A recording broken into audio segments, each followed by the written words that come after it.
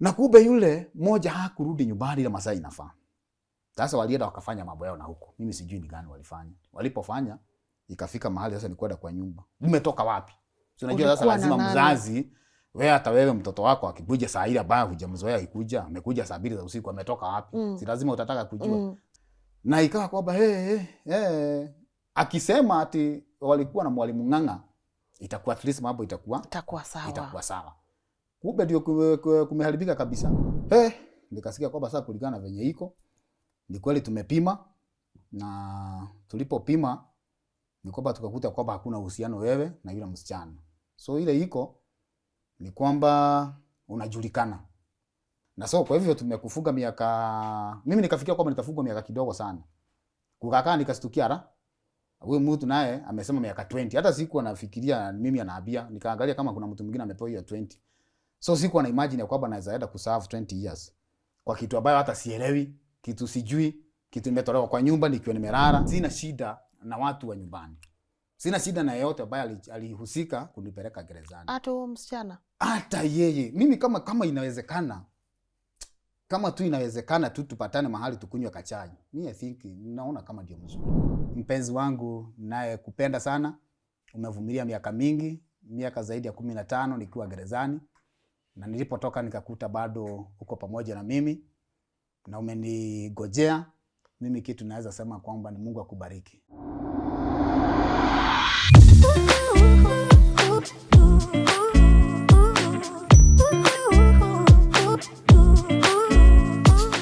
A very good morning to you and a warm welcome to LNS Rebuilding Restoration Series. My name is Lynn Ngugi. Guys, my guest today has spent 20 years in prison for a crime he insists he did not commit. And just by walking through his story, you will get to understand how that thing people talk about. You know, when you go to court and then someone says, "Faili yangu ilipotea," you will get to understand how that was his pathway to prison.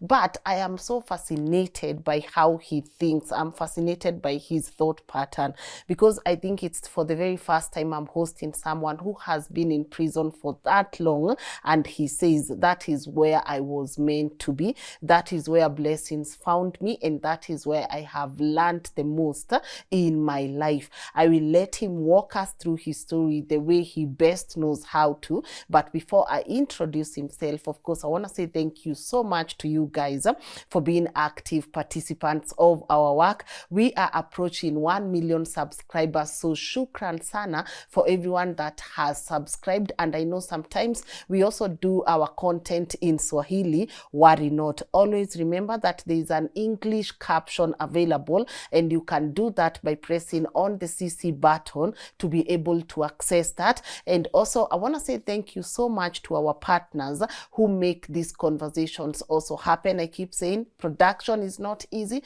so when I bump into beautiful sponsors like Maridadi Motors, I always appreciate. And just to remind you, Maridadi Motors is a beautiful company where you can be able to import your car. You can also take your car ikliniwe, duvets na carpets hapo sparkling. You can enroll in a driving school, and you can also inquire about their SACCO or their investment plan. They have you covered. So talk to Eric and his team. And also to say thank you so much to our people at Kings Developers Limited for always coming through. Just a reminder, if you're looking into owning a home with an ISO certified company, why don't you try Kings Developers Limited? They have great apartments for you with great finishing, great amenities, and they also have a flexible payment plan. So if you're looking into owning a home, walk into their beautiful, magnificent building at Prism Towers 5th floor and talk to them, or you can call them on the numbers that are appearing on your screen and ask them, Kings, mko na manyumba wapi na wapi? Mi nataka kununua nyumba, and they will take good care of you. And also lastly, to say thank you to my team who makes this happen, everyone at LNN that participates in making sure that this production happens. I say you get to see me in front of the camera, but it takes an entire village to put this work together. So shukran sana Team LNN for always coming through. And now, without further ado, please allow me to let my guest today introduce himself. Sir, good morning. Good morning. Ohoro, how are you? Mwega muno, niko fiti. Uko fiti? Nashukuru Mungu. Yes. Unakaa fiti pia. Asante. Lakini tutaongelelea luku kwa sababu I know this is your work. Yes. Na hii ni kitu mzuri. Like, I love what you are wearing. Thank you very much. Lakini kabla tuendelee zaidi, maybe you can start by introducing yourself. Bwana Yesu asifiwe. Basi kwa majina mimi naitwa James Ng'ang'a wa Dungu, na nimeokoka. Yesu Kristo ni Bwana. Mimi pia ni muibaji. Ukitaka kuniona niko katika YouTube James Ng'ang'a aka One Man Guitar, utanimpata mahali pale. Muibaji wa nyimbo za ki-one man gospel. Ukinihitaji kwa harusi, ukinihitaji kwa birthday, kwa kanisa, mko na harambee, uko na faction yote ile, utanipata mahali pale. Na pia mimi ni fundi wa nguo kama vile unavyoniona. Hii ni kazi ambayo ninafanya. Najivunia mahali nilikuwa nimepata huu ujuzi wote, na nafikiria kwamba utajuana zaidi. May God bless you so much. Amen. Amen. Nilikuwa tunataka uambie wewe ni fundi kwa sababu chenye umevaa, umesikia Muga amekuambia anataka even Muga says guys like he's so sikuchochi by the way. This is not atina kuchocha. This is a beautiful look. Thank you very much. Naona ushone pia kina presidents, ushone watu wote hii Kenya. Haiko sawa. You know you are very happy. Uko na furaha. And sometimes mtu anaweza dhania kulingana na ile kitu yenye umepitia. Unaweza kuwa hapa uko na huzuni, unaweza kuwa unajiangalia unasema miaka 20 nimespend uko ndani, what am I doing with my life? But kabla tuingilie kilichokupeleka huko ndani hiyo miaka 20, hii furaha yote imetoka wapi? Kulingana na uko na excuse ya kusema mimi niliwekelewa kitu na sikufanya, so I don't want to be this happy. Mara mingi unapata watu wanataka kuwa na revenge, mtu ako na mauchungu. Hii furaha yako inatoka wapi? Furaha yangu kusema kweli ni kwamba naweza sema ni neema ya Mungu. Ni kwa sababu kama sio Mungu singekuwa vile nilivyo. Na kama vile nitakuwa nikielezea, nafikiria kwamba wakati wake ukifika nitaelezea zaidi. Ni kwamba niliomba. Nilikuwa wakati mwingine nilikuwa tuna uchungu ya kwamba niko gerezani kwa kitu ambacho sikufanya. Na haikuwa rahisi tena, unakuta kwamba ni kamiti zaidi ya yote. Unaona sasa wakati ule zamani zile sasa tukifungwa. Hiyo kamiti haikuwa na rekodi ile mzuri. Ndio wale watu ambao ni stubborn walikuwa naiko kule. Wale criminal unasikia kwamba ni wale hardcore. So haikuwa rahisi ya kujikuta kwamba kwa mahali pale. Nilikuwa ninanungunika naambia Mungu why me. Lakini nikakuja kurealize ya kwamba kuna ombi nilikuwa nimeomba na nitakuja kuelezea. Na kwa hivyo wakati nimetoka hivi nimeona kwamba nimefurahia. Vitu nilikuwa natamani sana kwa hiyo miaka yote nimespend pale ndio nimepatana nayo. Kitu ya kwanza ambayo imenifanya nifurahie sana ni kitunguu. Kupatana kitunguu, kupatana kitunguu inakarangwa vizuri. Alafu tena kuna mtu na sababu niko na wife, nashukuru Mungu sababu alinigojea. Naye nitaongelea mambo yake baadaye. Na ninapomuona pale amekuwa amejifunga kaleso pale anatengeneza, ninasikia raha sana. Alafu tena sasa kuna ile ninaona kwamba kuna manyumba ya kwamba usiku ile kitu kwanza inanifurahisha sana. Ni kwamba saa 3 za usiku ninaweza miguu tena nitengeneza kidogo na tumaji, alafu tena hiyo tumaji nifungue mlango nimwage hapo nje kwa nyasi. Nilitamani sana hiyo sababu kule unajua sasa nikufungiwa saa 11 mko ndani, na saa hiyo saa 11 umekula mpaka sapa. Sasa nataka uone such kind of alive na kitunguu chakula ikuwa nayo. Kitunguu sasa unajua sasa chakula watu wengi unajua venye ni tamu ni nzuri kule, ndio sababu uko kwa wakati huo. Lakini sasa kitunguu, nyanya inawekwa kitu kingine na vitu zingine hata sijui ni nini. So hiyo vitu kama hizo na tena kuona watu wanakuambia karibu, karibu utameke tutaenda faa. Nasikia tu nimefurahi zaidi ya yote. Unajua ni wengi sana wanaingia pale wanatoka wakiwa kwa masaduku, hawako tena. Wengine wanatoka wakiwa na stories zingine, lakini mimi nimetoka nikiwa mzima. Pia nikiwa na uwezo wa kumsifu Mungu. Hiyo ni kitu inanipatia furaha sana. Naona kwamba Oh, that's nice. So sasa unaweza toa tu maji maji nje, naweza mwaga saa 4 za usiku na kuona giza. Kwanza ilikuwa imesahau kuona giza. Kwa miaka hiyo yote sijaiona giza. Kule hata mnalanga tu light zikiwa on kaa hizi sasa venye unaona light. Wacha. Hakuna venye utaona giza na huruhusiwi. Wapoeshangi stima wapi? Haiwezi, hiyo ni balaa, sababu sasa ukitoroka itakuwa aje? So watu wanalanga na lights on? Ni lights throughout. Mchana ni jua ya Mungu, usiku sasa ni ya serikali.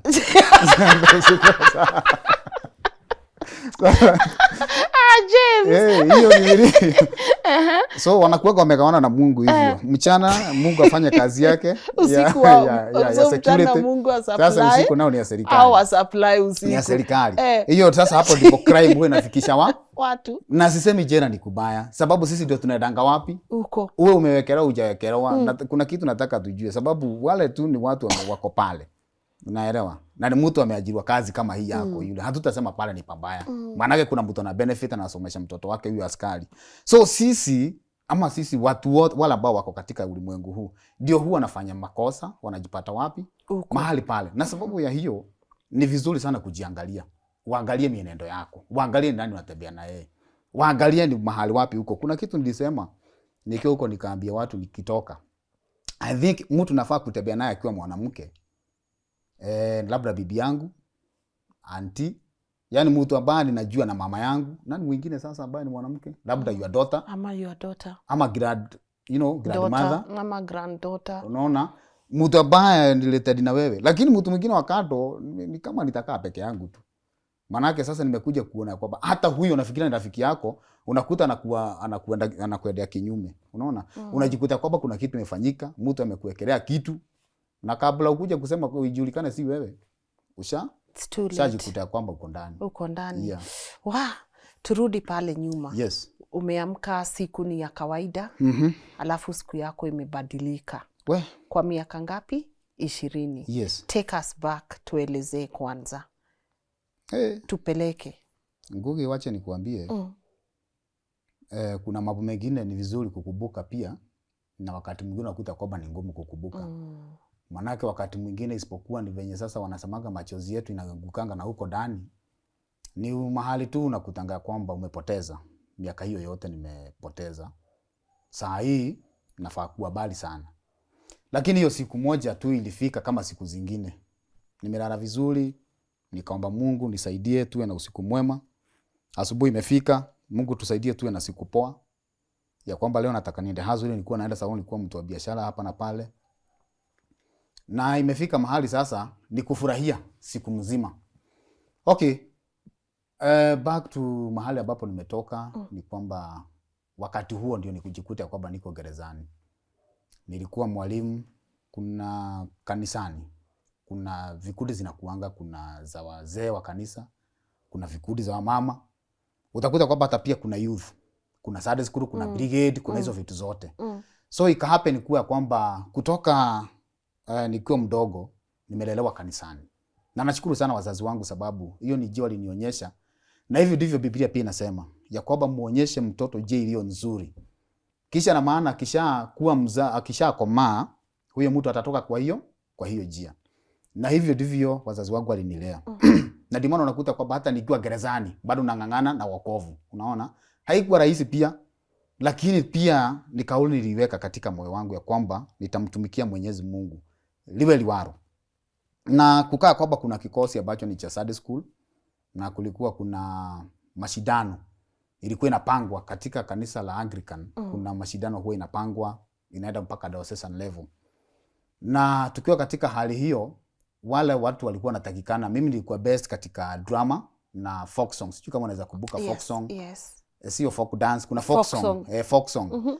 Tulikuwa tunazipenda sana. Sasa nilipenda sana wakati wanaimba. You know, hizo nilikuwa best sana na hizo kutafuta na kutunga. By the way, ni kama uibaji wangu ulitoka hapo. Sababu mimi nilikuwa natunga zile na siku najua kwamba nitakuja kuwa muibaji pia. Na nikiwafundisha hivi ikasemekana kwamba hapana, barua inasema wawe ni watoto wa kutoka 13 years. No, kitu kama 13 years na 15 somewhere. Kitu kama hiyo. Na wewe uko na miaka ngapi hapa? Hapa mimi sasa. Kwa miaka yangu nafikiria niko naelekea 30 something ama 30, niko 30 hapo hivyo. Saa hiyo? Saa hiyo.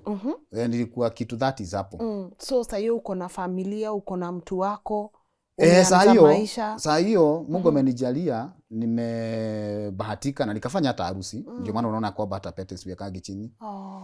Na nikunoma. Gereza si kuzuri pia. watu wanafaa kujichunga. Sababu hata hii bado ni marufuku. Hufai kuwa nayo. Unajua ni bibi yako. Sasa unaona hii, unaona bibi yako. Lakini unaambia kwamba toa hii na ukicheza hata itavujwa. Unaona? So kwa hivyo crime si poa. Si mzuri kwa wale ambao wanafanya crime kama ile, sababu inafanyanga utenganisho na mambo yale pia unapenda. Na nikawa kwamba niko na watoto mtoto mmoja tu alikuwa na 13 years. Sasa nikashindwa sasa hapa kuna idanga aje. So ikabidi kwamba wakati wote tulikuwa tunasaidiana, unaenda church fulani, unaenda Orthodox, unaenda si unaenda wapi, unapewa watoto.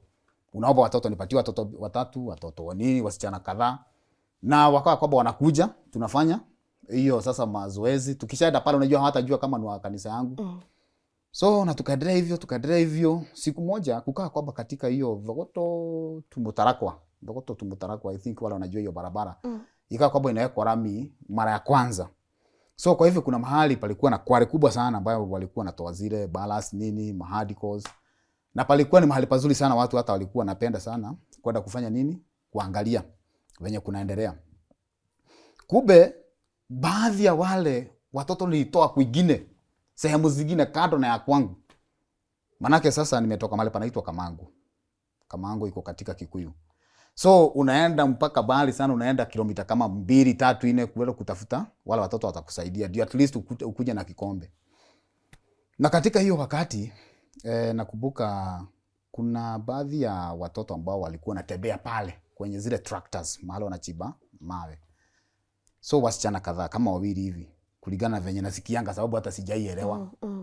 Na wakawa wanaenda pale kidogo, kumbe kuna madriver mahali pale. Sinaelewa kawaida maisha venye yako siku hizi.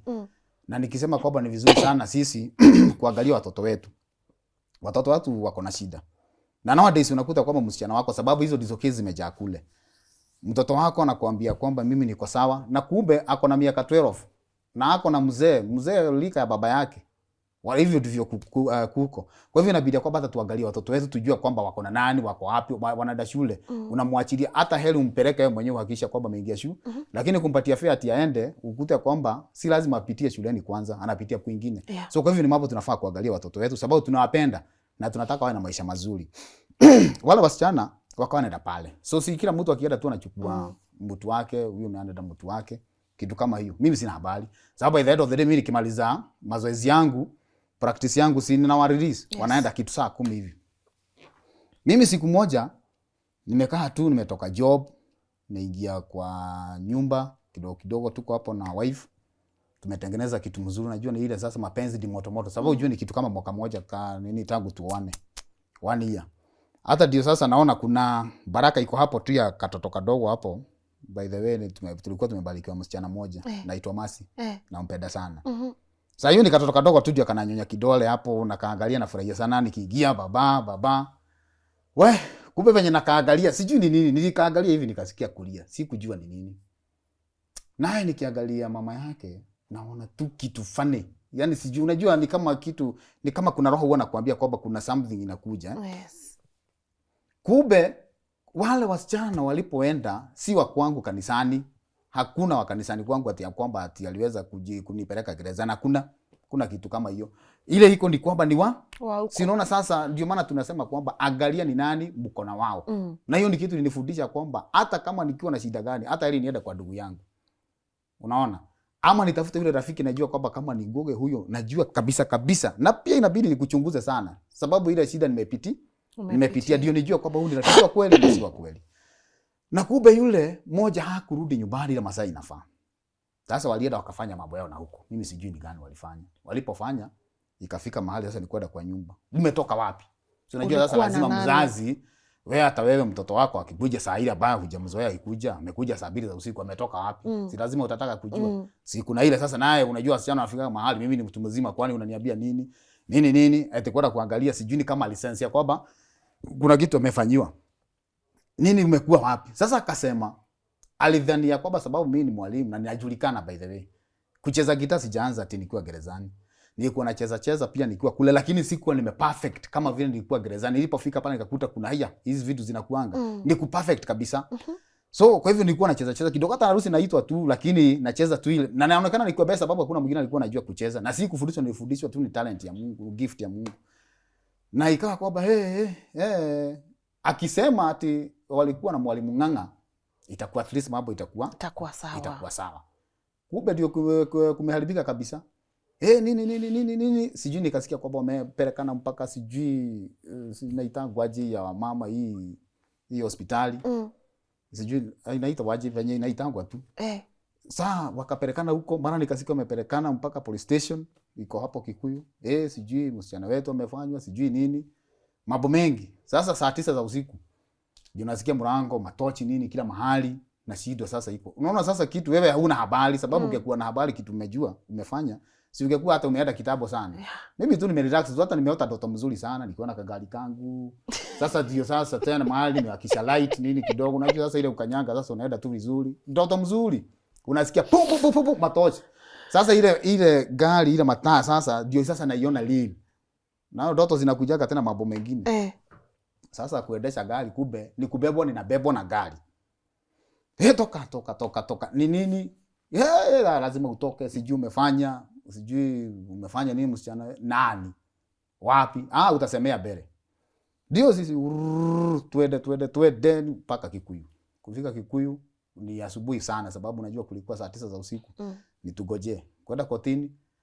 Nikuta jaji tu ananiangalia tu. Najua venye wanaangalianga na macho tu. Na ni vizuri tu sababu sasa Mungu amewasaidia hata ningependa tu hata mtoto wangu apate kazi. Unajua nowadays kupata kazi ni ngumu. Sasa hata akipata jaji lakini akiwa jaji lakini kuna ligana na vile Mungu amembariki atafanya kazi gani. Nao kufika pale nikasomewa umefanya sijui umefanya ubakaji. Kwa wapi? Sijui tarehe ngapi, sijui saa ngapi. Kasema hapana, kitu kama hiyo sijui. Jaji ya kuniangalia akaona nikana kwamba huyu mtu amefanya ama hajafanya. Akanipatia bodi ambayo ilikuwa kidogo sana 30,000. Hata mimi mwenyewe nikaona, hata niliporudi ndani wakaniambia, "Wewe inaonekana kwamba sasa ni kama hii kesi hujafa." Manake sijaisikia bodi ya 30,000 aje na ni criminal case. So mambo ikawa namna hiyo, mambo ikaenda, mara niko nje, mara niko ndani, mara bodi imenyang'anywa, mambo mengi. Ikawa kwamba mpaka siku moja nitafika mahali nitarudishwa kotini. Na kuna kitu inafanyikanga ya kwamba watu hawajuangi, wanajua sheria wakati ule. Na mimi huwa siwa blame. Manake zamani zile ilikuwa inajulikana kwamba ukifungwa sana labda ni ufungwe police station kufagia vile ulikuwa unaona walevi wakifanya.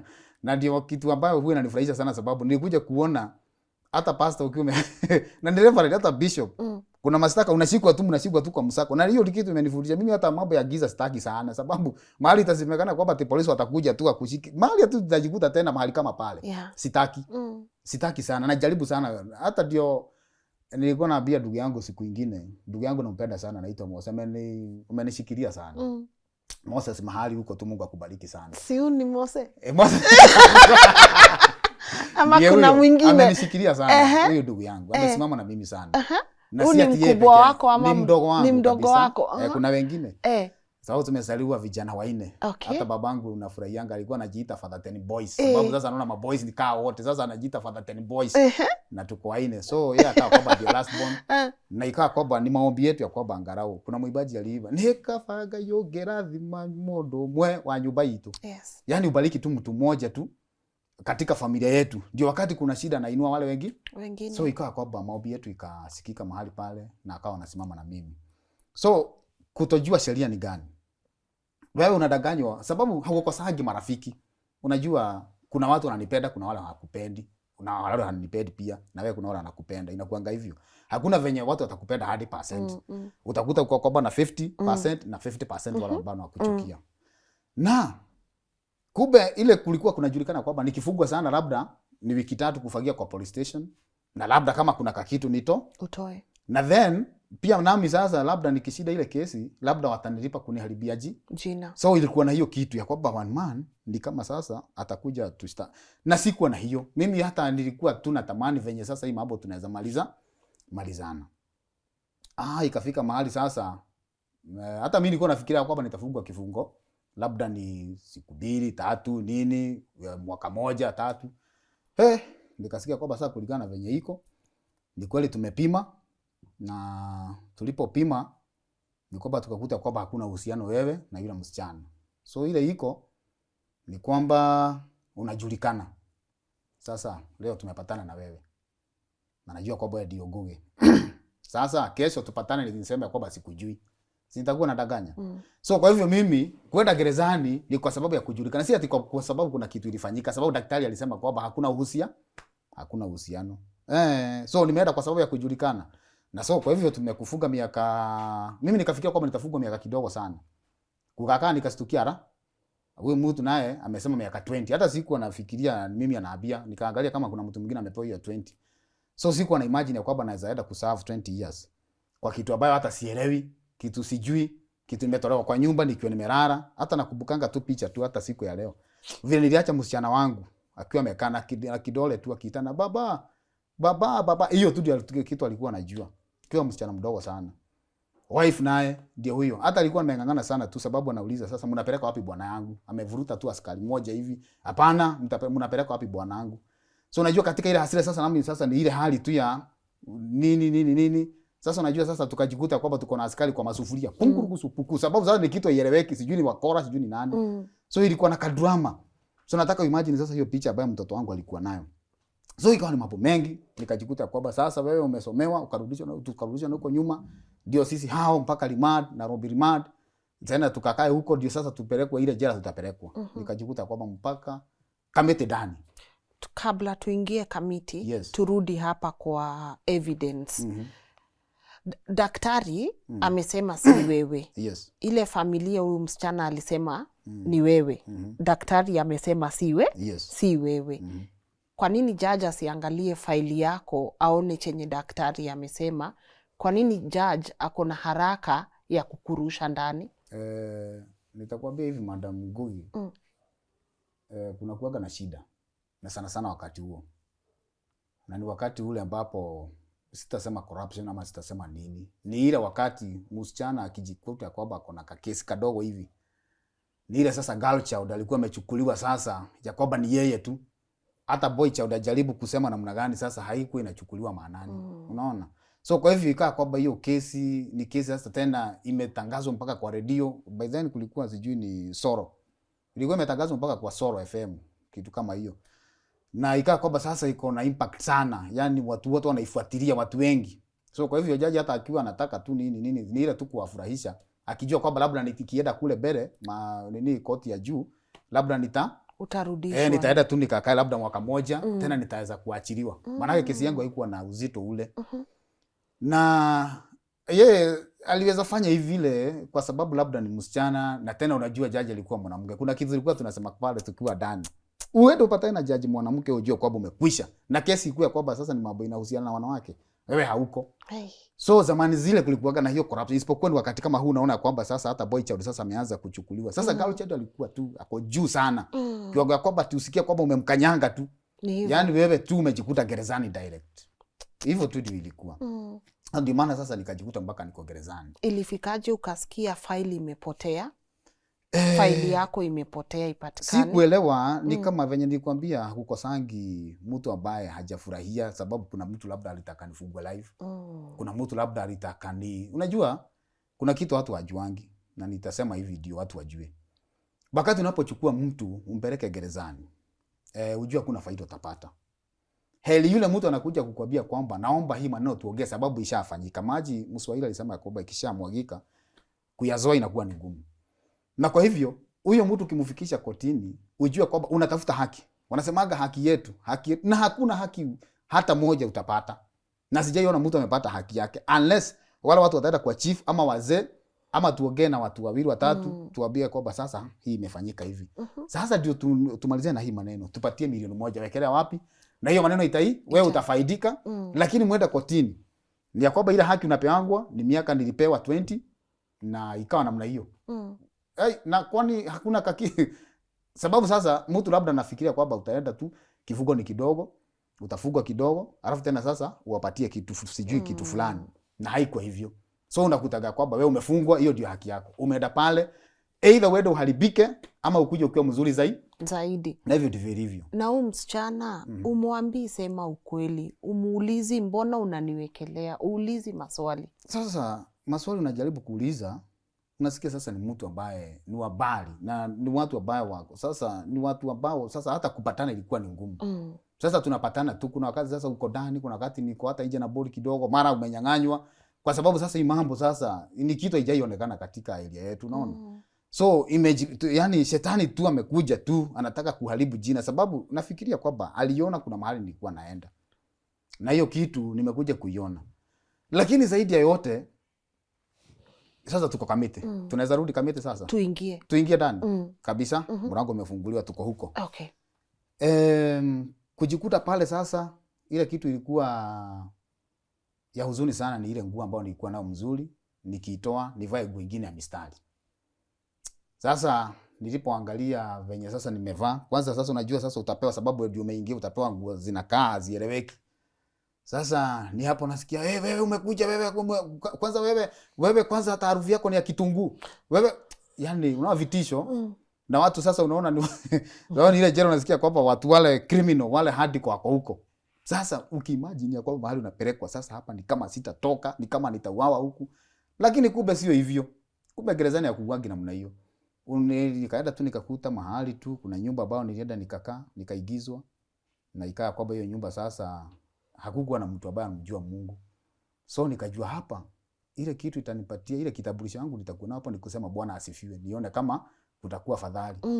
So jioni ile TV ikazimwa. Ilipozimwa sasa najua kwamba niko Kamiti sasa. Saa hiyo sasa najaribu kuimagine. Nimeacha bibi yangu hana kazi, huyo ni msichana wangu, nimeacha akilia, itakuwa aje? Hai! Ilikuwa ngumu, haikuwa rahisi. Na nilipofika pale nikaa kwa hata wanaona tu niko na wasiwasi, nimepewa kamkebe yangu, kuna vitu inaitangwa miroro ya kukulia, umeshika hivi na tunguo twako. Unaangalia mahali unaweza kaa, sasa hujapangwa bado. Wewe kijana kuja hapa. Unajua lazima uende. Wewe kijana kuja pande hii. Wewe ni pande hii. Mimi ndio nakuita. Sasa inabidi sasa unazunguka tu hapo tu, sababu naitwa pande ile na mpaka utii. Kuja hapo. Umefungwa miaka ngapi? Nimefungwa miaka mingi. Sasa hiyo atanipulia ninalia. Nimefungwa miaka mingi. Kama ngapi? 22. Sasa wewe naona hata wewe nitatuma nini ukienda nyumbani. Tekunituma. Mimi nimefungwa hapa Kodem, nimetoka Kodem, niko live. Sasa hii nimepewa miaka, sasa nimepewa miaka 50. Wewe siona utamaliza yako. Sasa huyu mtu ni kama alikuwa Mungu tu. Sasa akanipatia tumaini ya kwamba kumbe ninaweza nikakaa wapi. So kidogo kidogo niliposimamishwa nikasema Bwana Yesu asifiwe. Nikasikia amen, watu wakaamka. Kwani kuna pastor huku? Nikaona hapa lazima nikuwe na ujasiri. Bwana Yesu asifiwe. Unajua kuna ile kasauti tuna wachungaji wanaekanga ile. Inakuwa ni ya kutisha wakati mwingine. Hiyo sauti inatokanga wapi by the way? Hiyo sauti hiyo wakati mwingine inatoka kwa wale watu wamejiita. Lakini kama umeitwa na Mungu, lazima ndio ya kutisha shetani. Lakini kama ni kujiita, ni ya kuitisha kakitu. Okay. Sasa hiyo nikasema wacha niweke hii sauti ya kujiita, sababu hapa nijio Bwana Yesu asifiwe sana. Na nakumbuka hata nikiweka ya pili nilikohoa, sababu si sauti yangu. Napenda unako. Nikasikia amen. Walisimama wakasema tumepata pasta. Pia ujue mimi ni muibaji. Kuna ngoma nilipenda sana, ilikuwa imeibwa na madam fulani. Ngai wakwa ndakuhoya, giuke tumanerie ngoro, tondu mathino meguthira, no kiugo kia Ngai kirugame, mothe ni magathira. Nikaona watu wote wameamka. Tutranslate watu kidogo, hiyo wimbo inasema. Wimbo unasema hivi. Mambo yote Mungu wangu ninakuamini, kwa sababu mambo yote ya dunia hii yatafanya nini? Yataisha. Lakini neno lako litasimama. So hiyo ndio neno ambalo nilitaka kusimama nalo. Na watu wakafurahia, wakasema unaweza tuibia kutuka chorus moja tu tuimbe. Unajua sasa sijui za Kiswahili, karao tumekuwa kule ushago nini. Ngai wakwa. Sasa nikaona watu wote wamesimama, sasa kumegeuka. Ngai wakwa wewe wa magegania. Mungu wangu wewe ni wa kushangaza, ni wa maajabu. Na sasa uko mono. Niko mono kabisa. Hata sikuwa natarajia kitu kama hiyo. Niliona Mungu siku ya kwanza hiyo katika hiyo word. Tukaendelea. Twasema sasa nikajua hapa yenye mtanitabua. Mtajua mimi ndio bishop. Sasa sababu najua sasa hapo kumbe uoga ndio unafanyanga watu wajikute kwa shida. Twasema bangi, wala walikuwa wanavuta bangi, sigara zao zikazimwa. Wewe hamuoni kuna pasta. Hawajai experience kitu kama hiyo. Na nilifurahia sana sababu kumbe Mungu alikuwa na sababu. Wakaiba. Sasa naomba kila mtu ajipeleke mbele za Mungu. Sijaifanya hiyo. Azili natoka wapi? Sasa ile ya kujiita. By the way kuongea na dimi nikuja kujua baadaye. Likapa keke kanta bila kelia. Wakasema tumepata pasta. Hapo mkate ukawekelewa, mwingine akaleta maziwa ni ya mchungaji. Leteni sasa.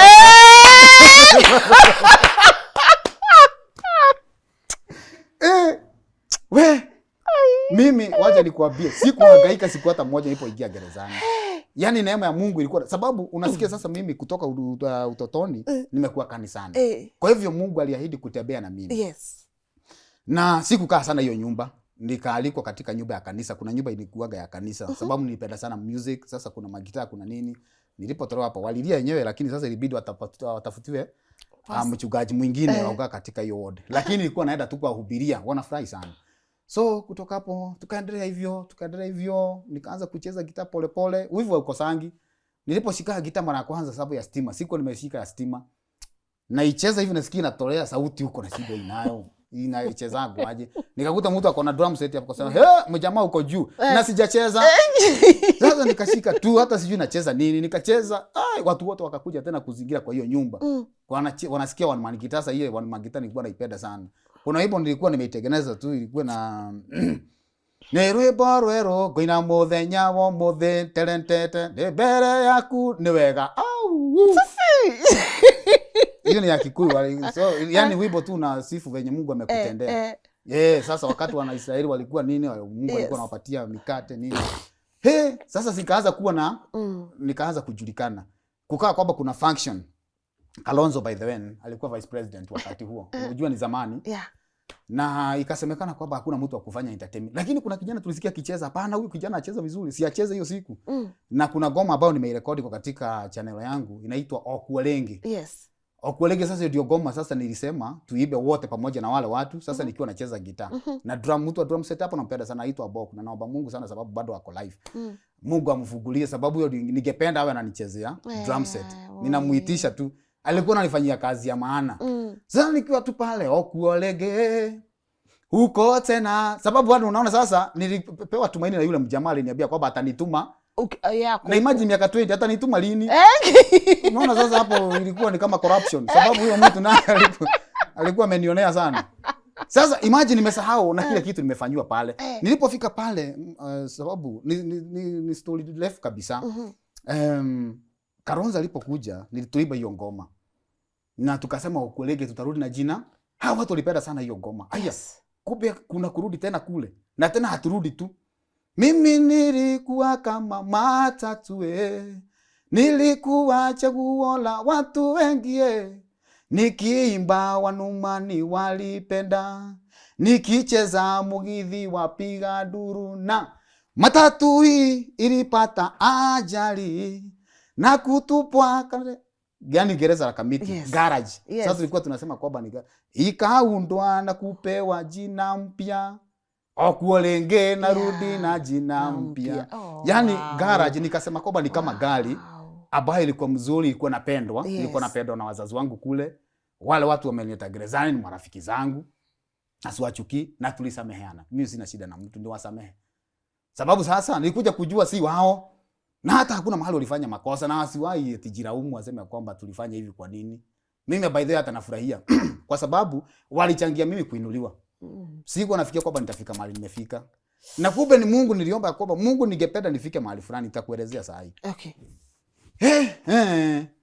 So kwa hivyo nimeanza kuona Mungu akininu gerezani yote tena Kamiti ambayo ni kwa criminal. Kuna kamutu kanaonekana hapo kana kapembe. Mimi wengine wakizuiliwa kwenda, mimi sikuwa nazuiliwa kwenda popote pale. Wewe ndio kijana unaiba one man guitar, hebu kuja na hiyo guitar unichezee. Niko na box hapa kidogo wakanipenda. Na Kalonzo akafurahi sana. Mimi nikifikiria kwamba tunaimba hivyo ndio tuachilie. Unajua sasa ndio inakuwa tunaimba. Mimi nikasikia wiper. Muachane na wizi, muachane na udanganyifu.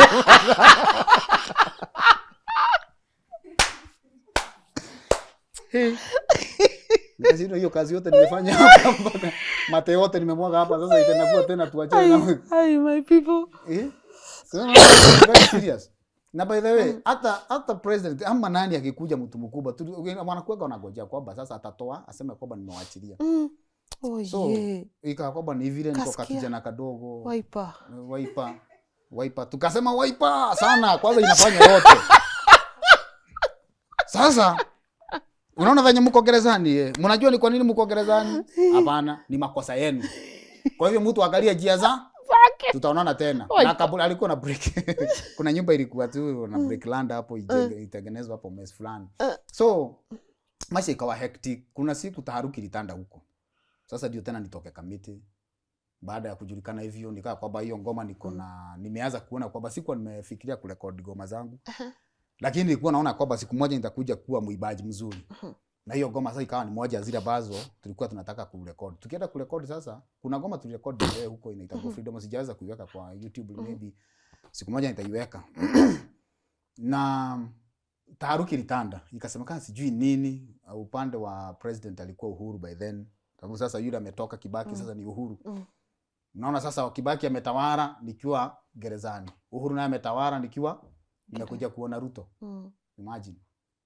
Na ninafurahia tunampenda tu sababu sasa ndiye rais nimepata. Na nafurahia kumuona. Na tutafanya kazi pamoja.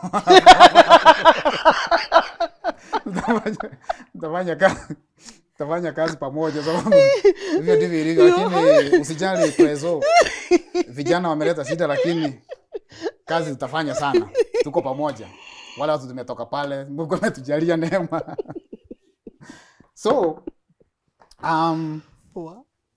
taharuki ilitanda, ikasemekana kuna operation, na ikasemekana wale watu tuko na miaka, tumepewa miaka kule. Kuna taikana watu wa live na kodemu wabaki huko na kifungo. I think ni 11 years and above walikuwa nafaa kukaa huko. Ha wengine no 20 years, mtu wote amefungwa 20 years and below. Ndio anataikana watoke huko. Taharuki ilitanda. Sijui walikuwa wamefanya nini vitani, mambo mengi ikawa ni kutoa nguo tena. Mambo mengi ambao sitazungumzia kwa saa hii. Na so wanafaa watu mtoke mwende wapi? Sasa tupeleke jela zingine. Tutoke huko ibaki sasa ni watu wachache. Na mshazoea huko ndio home sasa. Tushazoea huko licha kwamba life gerezani kuna life yake. Kuna watu wanafanya mambo yao, unajua ni kama raia. Sinaona kuna watu wanainua matawi yao. Mwanamke anataka kuwa mwanamke mwenzake. Mwanaume the same. Sasa na watu wako huru wanafanya hivyo na wale ambao wamefungiwa na hakuna otherwise. Sitabidi sasa utafute hata wewe partner wako. So nataka kumaanisha kwamba kuna life pia ya huko. Na inabidi kwamba hawa vijana mnapeleka gerezani mnaachunga sana sababu utafikiria kwamba umeenda mtoto wako akarekebishwe pale. I think ni vizuri kutafuta watu wamekomaa. Huyu kijana wangu amenishida, anafanya 1 2 3. So unaona aje siongee na yeye at least. Yaani tafuta tu mahali pengine tu kuliko gerezani.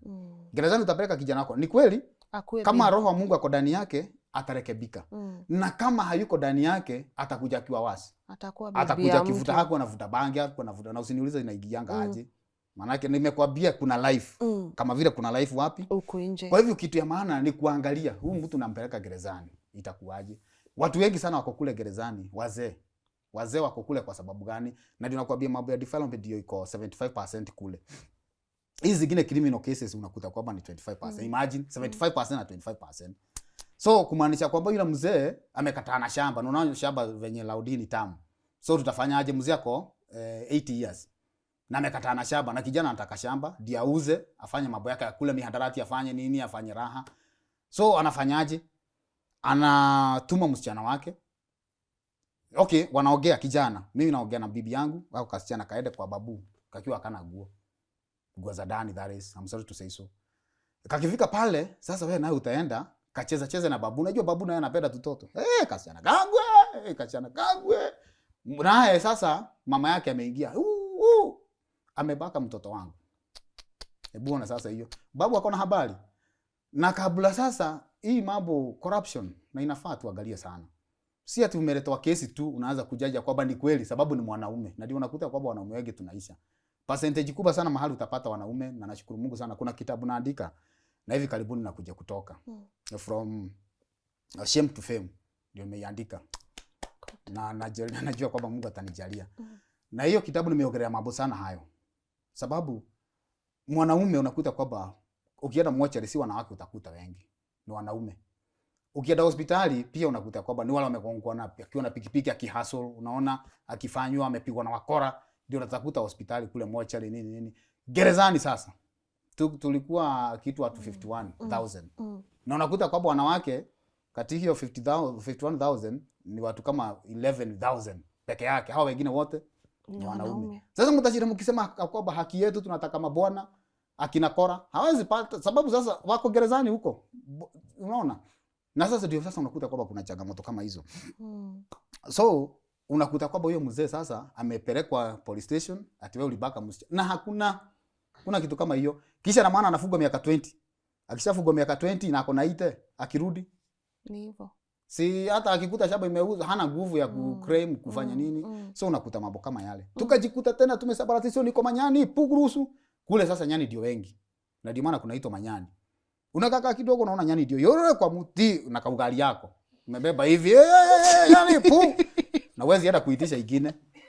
Unaona? Kule hata tukikosea tulikuwa tunasema kana kwamba wakati mwingine kuna wakati unajua sasa tuko na watu ambao ni watu wameshida hata raia nini. So kuna wakati wanaleta shida. Ofisa nje anasema fungua milango yote, gate. Najua jera iko katika kichaka, katikati ya kichaka. Sasa ukakaa kidogo, kwanza kuna kumbuka nyumba tulikuwa tunakaa. Na hapo nyuma sasa ni forest. Ndovu sijui zilikuwa zinatoka wapi. Ndovu inasikia kuna harufu ya watu hapa. Ya watu hapa. Ni nini wanafanya hapa ndani? Sasa hiyo inaitagwa je nini yake hii inatumia hii kimugongo hiyo kimugongo hiyo.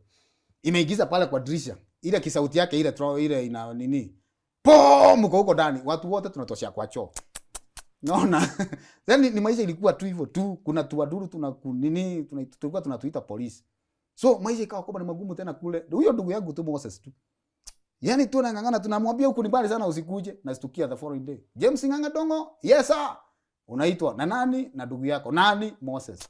Moses jo bana mahali yako tu. Mungu. Yaani hakuwa anachoka, hajaichoka. Naona. So maisha ikawa ni magumu tena ikafika mahali akangangana tu nikarudishwa tena na Apiru Kamiti. Na maisha ikaendelea huko tena ikasemekana kwamba unajua tena mlitoroa hapa sababu ilikuwa ni 015 nikarudi tena Kamiti. Kutoka Kamiti sasa tena wakasema hapana hatukutaki hapa main. Sasa nilikuwa nataka kwenda North West. Kidogo sijui kulifanyika aje tukajikuta kwamba tuko katika form prison ambao ni Kamiti medium nao. Na hapo sasa ndio nimekaa kutoka 015 mpaka wakati nilikuja kumaliza 2024. Hapo sasa ndio nilikuwa na sasa life ya hapo sasa ndio sasa ninaijua kabisa. Hapo ndio nilifika. Kufika pale sasa ikawa kwamba sasa tena ni kuangalia kadi yangu sasa kuna kadi huwa tunapewa. Nasoma nafaa kutoka jela 2024. By the way, hiyo miaka 20 ulisikia jela tu ni wazuri tu. Na mimi sijui kwa nini huwa napenda kuwasifu kidogo tu. Maana hata kama kuna changamoto zake pia kuna uzuri wake. Hebu imagine miaka 20 wamekuja nini tu wamekujali tu wanakuambia kwamba watakupatia remission. Na kuna remission wanatoanga sasa ikawa kwamba sasa wakitoa remission inabaki kuwa ni 13 years. Sasa ukihesabu na hiyo likalimadi na nini ndio sasa nilikuja kumaliza yote 15. So unaona sasa kuna miaka wamekuondolea kidogo. So hiyo nikafurahia. Na nikawa nasema kwamba na kweli Mungu naye na huwa naangalia watu wake. Kwa sababu kama sasa nitapewa miaka hiyo yote tena nikute kwamba nimekatiwa hiyo. So nikaona kwamba hata zaidi hiyo kifungo yangu sitamaliza. Mungu atafanya kitu na hakufanya. Mungu naye mambo ya Mungu ni gumu. Na nimeomba nimefunga bwana. So kumbe kukuja gerezani nirudi nikiwa pale Kamiti kidogo tu nikuelezea sasa kwenda kwangu gerezani kulitokea wapi. Na ndio maana nasema kwamba sina shida na watu wa nyumbani. Sina shida na yeyote ambaye alihusika kunipeleka gerezani. Hata huyo msichana. Hata yeye. Mimi kama inawezekana kama tu inawezekana tu tupatane mahali tukunywe kachai. Mimi I think naona kama ndio mzuri. Na nataka uone sasa hiyo sasa inaitaga ujinga. Imani na ujinga. Imani na ujinga inasemekananga ziko tu karibu kuwa sawa. Sababu sasa nikitaja hivi kuna mtu anaona nikiwa mjinga. Lakini ni imani, kuna imani yangu. Lakini tofauti inakuwa ni matokeo. Matokeo ujinga inajulikana, matokeo imani inajulikana. Nafikiri huko unajua hiyo unajua. Nimejua. So kwa hivyo imani na ujinga huwa zinapelekana. Tofauti tu ni matokeo. So nikiwa pale nikaona kuna venye nilikuwa raia nilikuwa naomba ningependa kuwa kama mtumishi fulani ambaye katika runinga alikuwa ananipendeza wakati huo. Kulikuwa na Great Words. Hata nikirudi tu ile kitu inanifurahisha uliniuliza nini inanifurahisha. Nilikuwa mpaka na kasimu ambao ninaweza fanya hivi. Niliachanga tu nikiwa na ingine ambayo ilikuwa na aerial. Na sababu najiringa mimi ndio nilikuwa kwanza kuinunua, naweka kwa meza sasa kwa mkutano. Kila mtu aone. Na unajua pia Mungu alikuwa amenijalia venye nilikwambia kuna kitu inakuanga ndani yangu Mungu aliweka ndani yangu. So nilikuta kwamba nimeanza kuwa na leadership nikiwa mdogo. Mara youth nini. So tukiwa kama chairman wa youth niko na simu yangu inapigwa tu na vibrate ikizunguka. Ikizunguka tu hivi. Hapo ndio tulikuwa tumefikishwa na teknolojia. Sababu itabidi niweke hapo sababu wengine hawana. Yes. Na sasa hiyo hata ile kiatu nimevaa ni Sadak. So unaona is by them. Na mafuta unajipaka ile ya ng'ombe ile Aremis. Hata haikuwa Aremis, sijui ilikuwa. Tulikuwa tunajipaka Mose mahali yako anaweza nisaidia na usinipiga sana ninasema hiyo. Ni ya mafuta ya ng'ombe ile ikichinjwa kuna mafuta huwa inatolewa. Yes. Sasa unachukua ile na kasabuni kidogo hiyo mafuta unakata kidogo na kasabuni. Yes. Na uko sawa? Uko sawa. Na unaambiwa kwamba leo uko smart. Yeah. Jaribu leo. So katika hiyo hali nikiwa hapo nilikuwa nimeambia Mungu ningependa kuwa kama yule pastor. Saa hiyo ilikuwa ni Great One na alikuwa anakuja on Saturdays. Na Mungu kuna venye aliniongelesha akaniambia unataka kuwa kama yeye. Nilimsumbua sana mpaka nikafunga. Unajua kwamba sasa sikuwa najua. Unajua sasa bado katika imani niko chini. Nashukuru sana gerezani imenifundisha mambo mengi sana. Wala wachungaji wako pale akina Pastor Grace na wasaluti sana. Na mambo ikawa kwamba ni magumu. So unataka kuwa kama sababu gani? Alikuwa anacheza gitaa, nilikuwa napenda gitaa sana. Alikuwa na worship na bado na gitaa, alikuwa na praise na bado na anahubiri vizuri mpaka unasikia yenyewe kukosa. Na nikawa tu nasemaga kwamba nikimuona tu hata nachelewa na kazi ndio nimuoche. Sasa nilipofika pale main ile nyumba nilikwambia kuna venye nilikwambia kuna nyumba tuligizwa kanisa. Walikuwa kuna wakati wa kuangalia huyo pastor. Unaona sana nilikuwa namwatch kule nyumbani. Sasa tena nimekuta kwamba ndio na watch. Hiyo wakati alikuwa anahubiri kuhusu venye watu huwa naomba na huwa nakumbuka vizuri sana. Akasema nyinyi ujinga ule mnakuanga nao ndio nilikuwa biasa ujinga na imani. Ni kwamba unaomba ukue kama mtu fulani, nataka kuwa kama wewe. Sasa mimi sijui mahali umetoka ndio ufike hapa. Natamani nikuwe na kamera kama hizi, natamani nikuwe sasa venye umefika. So unaona sasa ndio najaribu kukuja angalau hata mimi nifikishe tu subscribes kadhaa. Unaona sasa Mungu amekubariki na bado atazidi kukubariki. Si unaona sana mimi nangangana. Lakini siwezi sema kwamba nataka kuwa kama wewe sababu sijui kadi ufike hapo. Kwani ni jana? Umetoka bali. So ikawa kwamba ile shida ilikuwa alisema kwamba mtu aliomba anataka kuwa kama mimi. Unataka kuwa kama mimi ati nacheza gitaa na hujui mahali nimetoka. Nimekuwa gerezani for more than 21 years. Nikakumbuka haja. Nikazidi kutazama tu. Akaongea nikaona kwamba ni mimi anaongelesha. Nikakuja kuona kumbe kuja kwangu gerezani ni kwa sababu ya ile maombi niliomba nikiwa wapi? Wow. Kwa hivyo lazima Mungu angetumia njia yote ile. Na hakuna njia yeye mwenyewe angekuja nipeleke gerezani Mungu mwenyewe ama shetani. Kwa hivyo ni mpaka angetumia mtu ndio niende gerezani nikakue kama yu. Na by the way unajua mimi nikishika gitaa nikiworship ama keyboard. Mimi nasikia raha tu ni kama yule tu. Hata watu wengi kule walikuwa wananiita kama huyo pastor sababu jina langu hata ina fanana na ya yule. Sijui kama unaelewa. Aya, ukienda kule media muulize yule pastor Pastor Nganga kwa niko na gitaa tu unaabudu kitu ile ingia ndani yangu. By the way kule kama sigeabudu kule media sana sasa nimekwambia ndio nimekaa sana. Ninaabudu watu wanazama. So I love what you just said. Yes. Hii maombi tunaomba. Yes. Wacha kuteta Mungu akitimiza. Ni wewe uliomba. Wewe ndio uliomba. Kwa hivyo mimi kuenda kwangu gerezani ni kuomba niliomba. Nataka kuwa kama mtu fulani. Kumbe nikakuja kuelewa. Na nikawa hata naenda mpaka appeal. Appeal wananiambia hata nienda high court na Kenya court. Wakaniambia kweli kesi wewe ulifanya lakini ulijulikana. Sasa hebu imagine unajulikana aje na unafungwa. Nani hajulikani?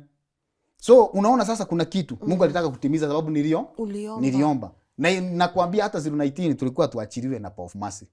Na wakaenda mpaka nyumbani. Hata ndugu yangu Moses na hata ni kama ni yeye aliwapeleka huko. Na wakasema hatuna shida, tunataka kuleta huyu mtu mnaona aje. Kwa hivyo hii December hatafikisha. Kusema ukweli mimi December 2019 nilikuwa nafikiria kwamba nitakulia nyumbani. Imagine corona nayo ikakuja. Mimi nafikiria corona ilikuja sababu yangu. Sababu sasa unajua bado mpaka sasa ile itimie vile niliomba Mungu. Yeah. Ilipokuja sasa unaona ikasemekana sasa kutoka saa hii hata wafunga hakuna kuachiliwa. Na ikafika tu namna hiyo. Sasa nimesavio yote. Kweli ile kitu nilikuwa nataka nimepata. Naweza worship. Tenye unaomba uko na juu mtu pia amekuwa gerezani. Nilianza kutubu. Zile siku ulikuwa unaomba unataka kuwa kwa mchungaji. Haukujua amekaa gerezani hiyo miaka yote pia. Gerezani hiyo miaka yote. We!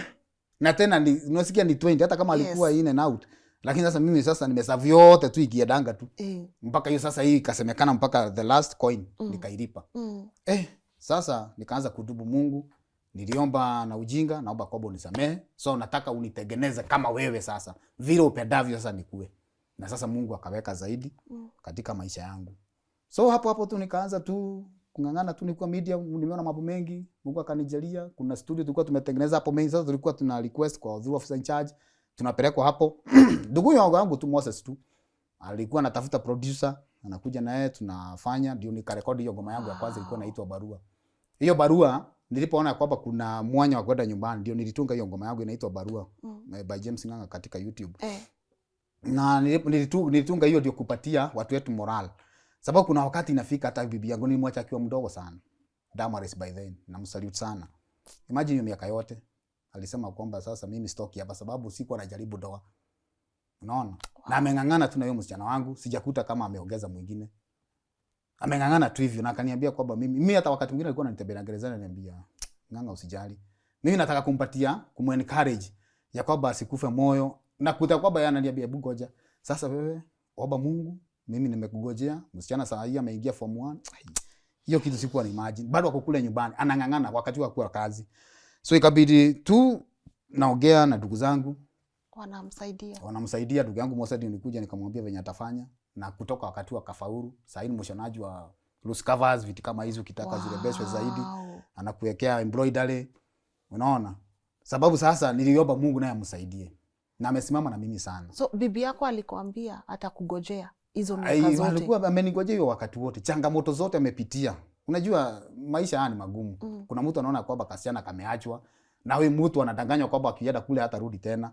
Wanaambia kwamba akienda pale atakuja kama amefanywa. Kwa hivyo hatakuwa mwanaume tena. Unaona? Wanadanganywa kwamba tukifika pale. Na by the way ndio inakuanga. Ati unafika pale kuna mambo mtafanywa. Sasa hautarudi kuwa mwanaume. I think unaelewa. Utakastratiwa. Kitu kama hiyo. Sasa kumbe sio hivyo. Natarajia kupata watoto kama 6 hivi tukiendaenda tu sasa. Sasa ndio wajue sio hivyo.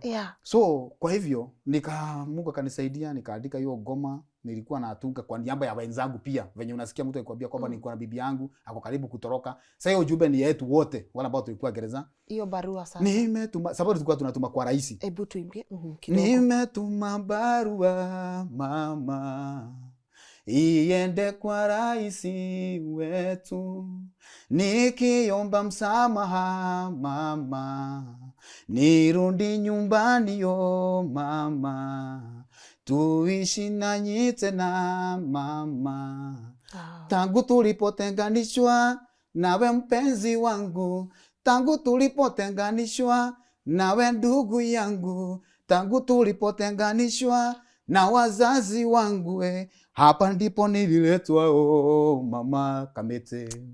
Vile Yusufu aliumia pia mimi nikisema vile aliumia sababu aliwekelewa Yusufu. Vile Yusufu aliumia pia mimi maisha haya ni magumu pasipo mpenzi wangu. Maisha haya ni magumu pasipo ndugu zangu Anyway, tulikuwa tunaimba tunalia machozi hiyo ngoma. Na walikuwa naimba tu wakisikia hiyo ngoma nilipoiweka kwa YouTube iliendaenda. Mungu alijalia ikaenda hata ndio iko juu kuliko zingine. So mambo kama yale nikakuta Mungu ameniinua sababu ya hiyo. Maaskari wakasema hapana, huyu kijana ni innocent. Nilijikuta kwamba nimekuwa overall. Haikuwa rahisi. Nikaanza kuona leadership ikiingia ndani yangu. Vile nilikuwa naiona kule nikakuta kwamba sasa mimi ndio nitakuwa in charge wa jela mzima. Vile Yusuf aliumia venye niliimba tu kumbe mambo imeanza kukuja tu venye ninasema inafanyika. Nikajikuta kwamba kama yule Yusufu sasa mimi ndio nimeonekana kwamba ninafaa kuongoza wafungwa wengine wote. Hakuna kesi ilikuwa inafanya inaenda kwa askari bila kupitia kwangu. Karibu hata nipewa kwa ofisi kangu. Unaona? Watu wanakuja wananiambia mimi niko na shida zangu, niko na wife yangu, nimemwacha akiwa yangu. Ameng'ang'ana tu, changamoto nyingi, wakati mwingine kuna wakati tu atajikuta kwamba yenyewe ako chini. Mimi nami ndiye huyo. Nimetarajia kwamba nitaachiliwa, sijaachiliwa. Ikawa nilikuwa hectic. Na sasa tena maaskari bado wanazidi kuniongezea. Unaona, kwa sababu ya tabia yangu nzuri. Hapo nikawa nimebadilishiwa maguo, sababu kuna zile guo strips hizo. Sasa nikawa kwamba sivaa hizo, unavaa za blue kumaanisha kwamba umekuwa trusted. Unaona? Yaani watu wote tu wanasema wanamangita bibi yangu. You know, mambo hata nikajikuta kwamba hata mimi ni cancel, hata sijasoma. Ninasaidia mtu, hata inabidi wakati mwingine inawaita naenda kwa Eurofare na wabia kuna mtu fulani anataka akuje ndio nimuongeleshe. Kuna msichana alikuwa na amesumbuliwa na familia, wanataka kuuza vitu zake. Ndio sasa na kijana sababu amesikia kwamba amefungwa live. Kumbe Mungu amemjalia, ametoa ile live, imekuja hapa. Msichana akakuja, imagine mtu ambaye ako na shida unasaidia mwingine. Na niona familia zikiungana. Kuna watu hata wamefanya harusi kwa sababu yangu. Sikuwa na imagine. Yaani kaona Mungu tu akiniinua, akiniinua, nikafika hapo nikaingia mahali ambapo ni industry. Nikajikuta kwamba nimeanza kushona nguo polepole tu hivi. Nilianza kule main nikaenda Manyani. Sasa hapo media nilishona sana. Nikakuta askari mmoja anaitwa alikuwa IP by then but sasa inafikia kwamba ni CIP. Anaitwa Tora, Mungu ambariki sana, akanifundisha mambo ya ushonaji, nguo za askari. Hizo naonaga tu za operation wakienda kama ni wakati kuna ceremonies. Hizo makoti unaonaga wamevaa. Hizo nilikuwa na by the way media mimi nilikuwa in charge wa tailoring bado. Unaona unatoka in charge gereza, in charge tailoring. Uko in charge kanisa, bado mimi ndio chairman wa kanisa. Nini president worship ndio in charge. Hebu ona sasa hiyo kazi yote. Hospital bado nikajikuta tena nimeonekana kazi yangu ni mzuri, nikae na wale wagonjwa at least nikapewa mahali pazuri. Leadership. Hata kuna mahali nilikuwa napata kaboga. So nilipojaribu kuangalia vile Mungu anataka na mimi, nikaona kweli Mungu akona mpango mzuri na mimi. So si kuona wale wamenileta gerezani, nikaona Mungu alikuwa na mpango mzuri. Hapo nikaiba hata nyimbo zingine kaziweka kwa YouTube. So kwa hivyo Mungu ameniona akitembea na mimi. Haijakuwa safari rahisi. Nimeona changamoto zimekuwa nyingi. Mawazo, unajua unakaa tu na wazo sasa bibi yangu nimwache itakuwaje? Maisha yangu unastukia kwamba kama ni ndugu zako wameenda sana. Nimetoka tu yenyewe nikakuta watu wameendelea. Ukiangalia hiyo miaka si kidogo, haijakuwa kidogo. Miaka 15 nimepoteza a lot. Licha kwamba si blame mtu yeyote, na blame ya kwamba ni maombi niliomba. Nilitamani Mungu anijenge na naamini kwamba vile niliomba naamini kwamba atafanya. So kwa hivyo nimeona mambo mengi sana pale. Watu wamekuja kweli wamefanya sababu ya kuvuja sheria. So ndio nimekuambia kwamba ni vizuri sana unapofanya kitu think twice. Sababu utajikuta pale gerezani kwa kitu kidogo tu. Kuna watu wengi sana, nataja tu moja tu, mtu amepitia mahali, mtu ameuawa, anaita askari tu. By then wakati ule kulikuwa na shida nyingi. Kuita askari, anaambia tusaidie kubeba huyu mtu kuingiza kwa gari. Unajua kuna zile damu nini, tuende uandikishe venye umeona. Kufika pale na ikiwa ndani, wewe ndio umeua huyu mtu. Unaona? Kwa kitu hujui kabla sasa ikuje kujulikana si ukweli. Umekaa pale more than even hata 20 years. Kuna rafiki yako niliniacha pale, alikuwa rafiki yangu sana. Alifungwa akiwa mdogo sana. Nilimwacha akiwa na 33 years. Gerezani, imagine. Kwa kitu ambayo sasa labda alifanya kwa kutojua. Watu wako pale wako na miaka mingi sana. So kwa hivyo ni maisha ambayo si mazuri. Na ni maisha ambayo unafaa kujiepushana nayo kabisa. Hawa wasichana ambao wanasema kwamba hakuna mahali watapelekwa. Pale Kamite kuna jela ya wanawake. Wasichana wadogo tu. Wasichana wadogo unasikia kwamba huyu mtu amekuwa stubborn kwa familia, anajipata gerezani. Vijana kuna jela yao. Wanawake kuna jela yao. Mtu anakaa kidogo, mimi nafikiria kwamba kabla ufanye decision yote ile ya kufanya crime, tunachukua kisu na duga bwanako, si uende tu na miguu. Manake umemuua ndio.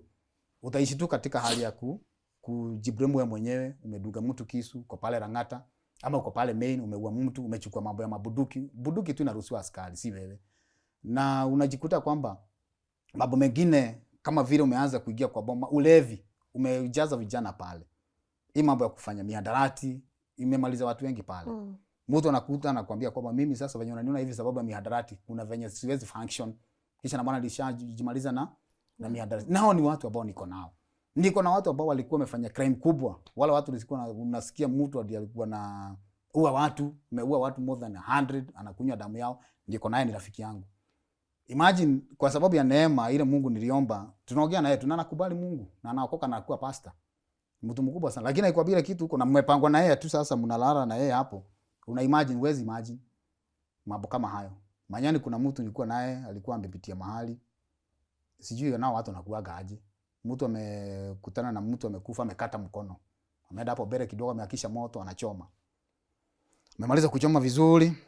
Sasa ndio sasa aweza kuendelea kukatakata hii ingine ndio. Amechoma vizuri. Sasa ndio anakula. Anakula vizuri tu, nikachoma mkono ya mtu. Amekula vizuri, anatafuna. Anakasema ni tamu sana, hata hihitaji chumvi. Akienda kumalizia hapa vidole ndio game waliingia. Wale watu wa wildlife wale. Kamuliza mzee, unafanya nini? Sasa uzuri hawako wameona ile mwilingi. Sasa si walimshika pamoja na hii mkono, hiyo ndio exhibit iko kwa meza pale. Sasa mzee tuko naye pale. Haya. Sasa nakwambia mimi nilikula mkono ya mtu, ni kweli. Na amefungwa tu miaka, sijui alikuwa amefungwa miaka 15. So mambo mengine tunafanya, hata kama nikaacha yenu, inabidi mambo mengine tunaachana na. Yaani kule kuna mambo mtu asitake kwenda pale. Na ni kweli ukienda pia, labda kama wewe ni mtu mbaya, kuna wale watu wameenda wakiwa mbaya, wakatoka wakiwa wazuri. Unaona? Mimi nilikuwa nikiwa mzuri, nilienda nikiwa mzuri, sijakuja kama nimeharibika. Nimekuja kama niko na mambo mengi. Nilienda nikaongeza experience ya uibaji. Nimeenda pale kama sina uibaji, nimekuja na ngoma zangu. Unaona? Nimeenda pale sikuwa na najua kucheza bass guitar, solo guitar, nini hizo vitu zote. Imagine hata nikajikuta mimi ni mwalimu wako. Na sijaisomea, eti naweza iba kwa na tunaenda tunashindana, nina shida. Unaona? Nimeenda pale sijui kushona, ndio kama hizi video nashona. Unaona? Yaani kuna mambo tu unaweza jivunia pale. Mambo mengi sana. Kuna ufundi wa bao, lakini sisemi mtu ati atoke huku sababu kule hutalipa ndio. Lakini unaona ile miaka umepoteza ni ngapi? Unakuta ndugu yako hata amekupita. Kuna watoto wengi. Unaona uko na ule mmoja tu. Lakini hiyo kitu inanifurahisha ni kwamba niko free. Maana yake najua kwamba mimi sasa nitafanya mambo yangu na watu waachane na mimi, sababu unajua sasa mtakwambia wewe ulitoka. Hiyo ndio kitu iko tu. Hata kuna mahali nilipita tu juzi tu. Kienda hivi. Tafadhali watu wakitoka gerezani si watu wanatokaga na ubaya. Tunatoka tu tukiwa tumwambia Mungu atusaidie. Na tuko tayari kucooperate na Wakenya. Hatuko ati tayari kwenda kufanya grudge. Mimi sina grudge na mtu. Sasa hiyo nafasi itapatikana wapi? Ya kwenda kulivage. Una livage nini sasa haswa?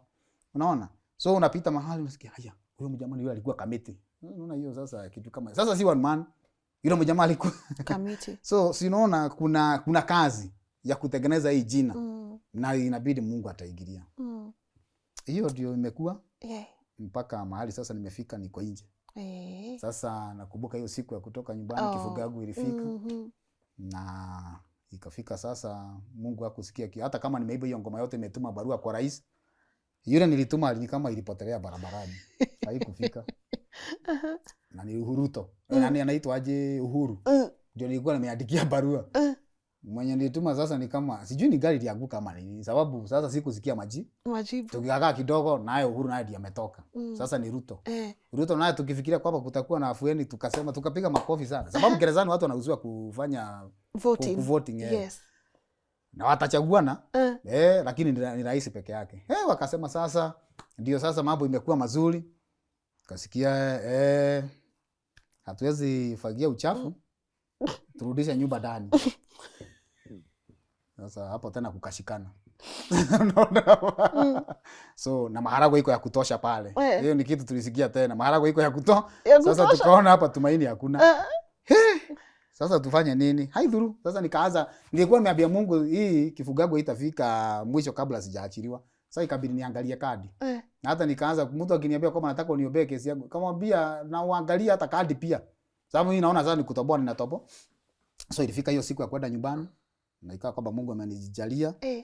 Na ikawa kwamba kulikuwa kuzuri. Vile kulikuwa pale, vile nilipokelewa, ndugu yangu alijaribu akiwa na familia. Na sikuamini. Sikuamini. Mambo ilikuwa yaani hata siwezi elezea. Maaskari wote wanasema umeenda. Kuna wale walikuwa nalia sababu kwa kazi yangu venye tumekaa nao vizuri. Kasema umeenda, tutapata mwingine kama wapi.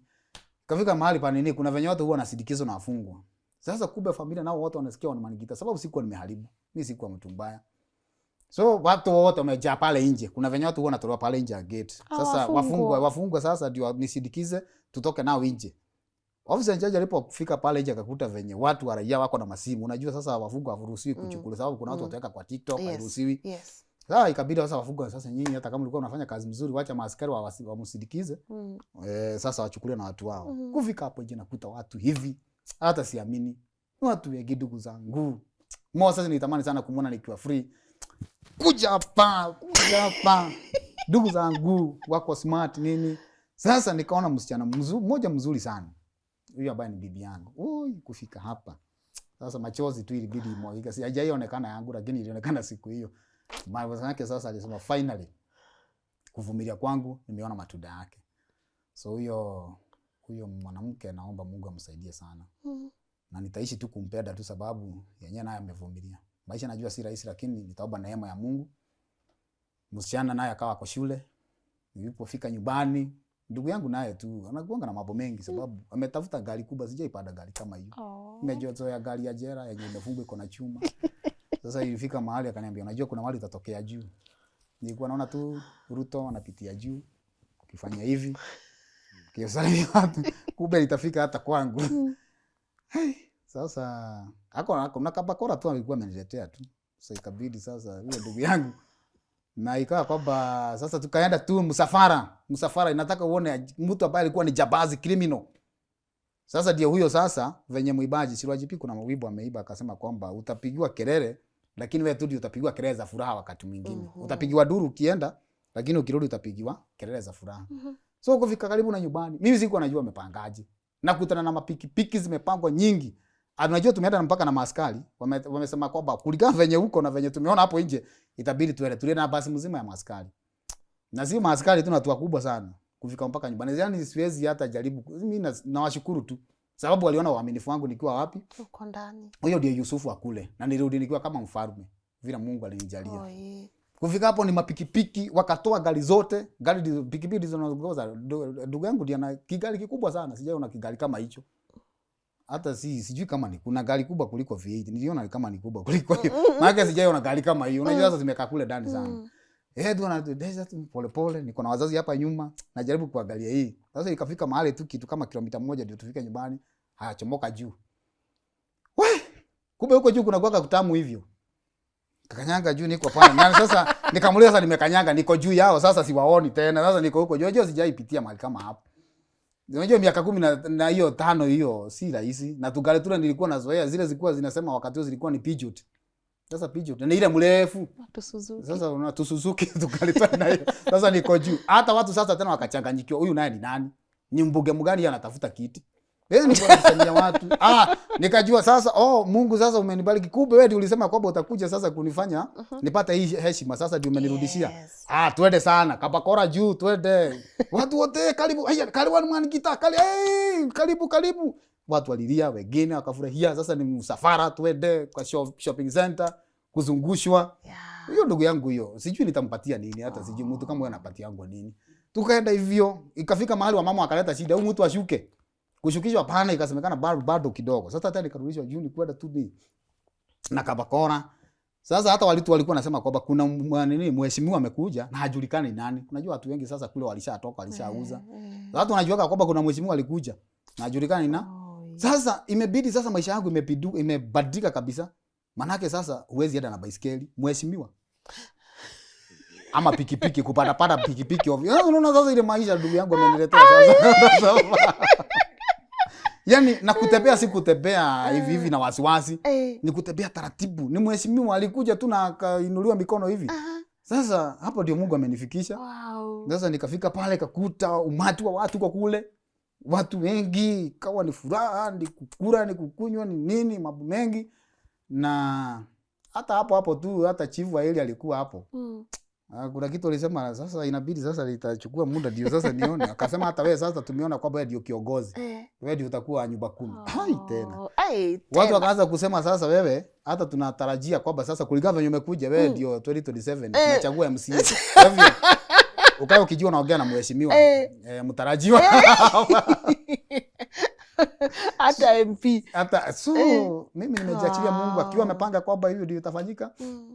Mimi niko tayari kwa vile Mungu tu ataona kwamba inafaa nimekuta maisha mazuri, watu wakafurahia, katoto kamoja, hata nikadugu yangu kalisema, sasa mbele hapa tumekaa hapo kwa jukwaa maaskari ndio wanakula. Kawa kakijana, kalikuja akasema, "Daddy, welcome back to Kenya." Sasa kabisa. Yaani kanajua tu ninakuanga nje nini majuu. Sasa kakajua nimetoka Malima. So, hiyo ndio maisha yalivyo. So, nimeanza kutembea kama mtu ambaye amebarikiwa. Itakuwa hata ndio sasa najipanga polepole. So, ndio nione ya kwamba kama nitaweza kufanya kazi. So, natamani ya kwamba niweke hiyo kazi yangu ya ushonaji. The same case, hata nilipata neema tu ni kitu kama Saturday mbili hivi zilikuwa zinakuja. Nilikuwa harusi mahali na nilifanya kazi. Hata watu wakashindwa, huyu naye wana gitaa tujaona kama huyu kwa harusi ni nani huyu. So nikaacha sifa pia pande hiyo. So natarajia kufungua kazi yangu ya ushonaji mahali. So unajua sasa nilikuta sina chochote. So ni kuanzia mahali. So ningali natafuta mtu tu nipate mtu ambaye ako na machini yake. Anisaidie, mimi nitafurahia sana. Good. Mtu ambaye ataona kwamba kuna ka function ite tu niimbe ibo moja tu ambao at least nami sasa familia ndio waanze kuona. Unajua sasa wanawake ni wazuri lakini hataki kutabua nilikuwa gerezani. Unajua tunataka unga.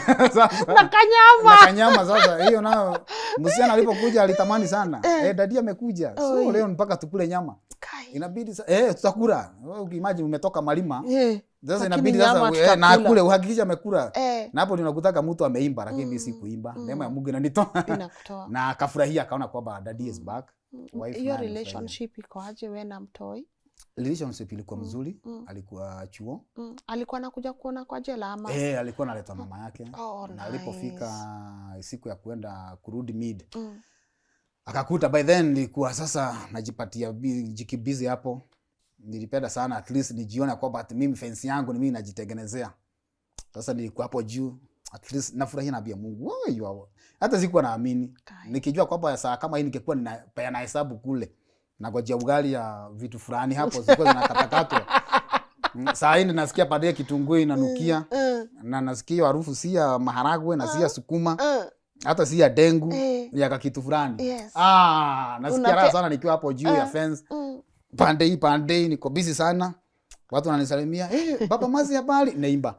Mzuri sana. Unajua ni mheshimiwa. Sasa ni taratibu. Sasa unajua sasa. Hakuna story. Sababu ile sasa design nilitembea nayo sasa. Sasa inabidi sasa unaona sasa hiyo maisha. Na naomba Mungu sana sasa anipeleke hiyo standard sababu. Amen. Sababu Amen. Sasa imagine mheshimiwa tena ameanza kuchukua jembe sasa. Na ni kwako. Hata unaona haya. But nashukuru Mungu. Bora uhuru. Finally niko nje na hakuna kitu tamu kama uhuru. Watu wasichezee uhuru. Freedom. Watu wasicheze na freedom. Freedom ni kitu ya maana sana. Sana tafadhali. Kuna wakati unatamani tu kuwa, yani unaona watu wanachezaga naonaga tu ni kawaida. Kuwa nje. Si kawaida. Kuna mahali utaenda utamani hiyo freedom. Siku moja tu.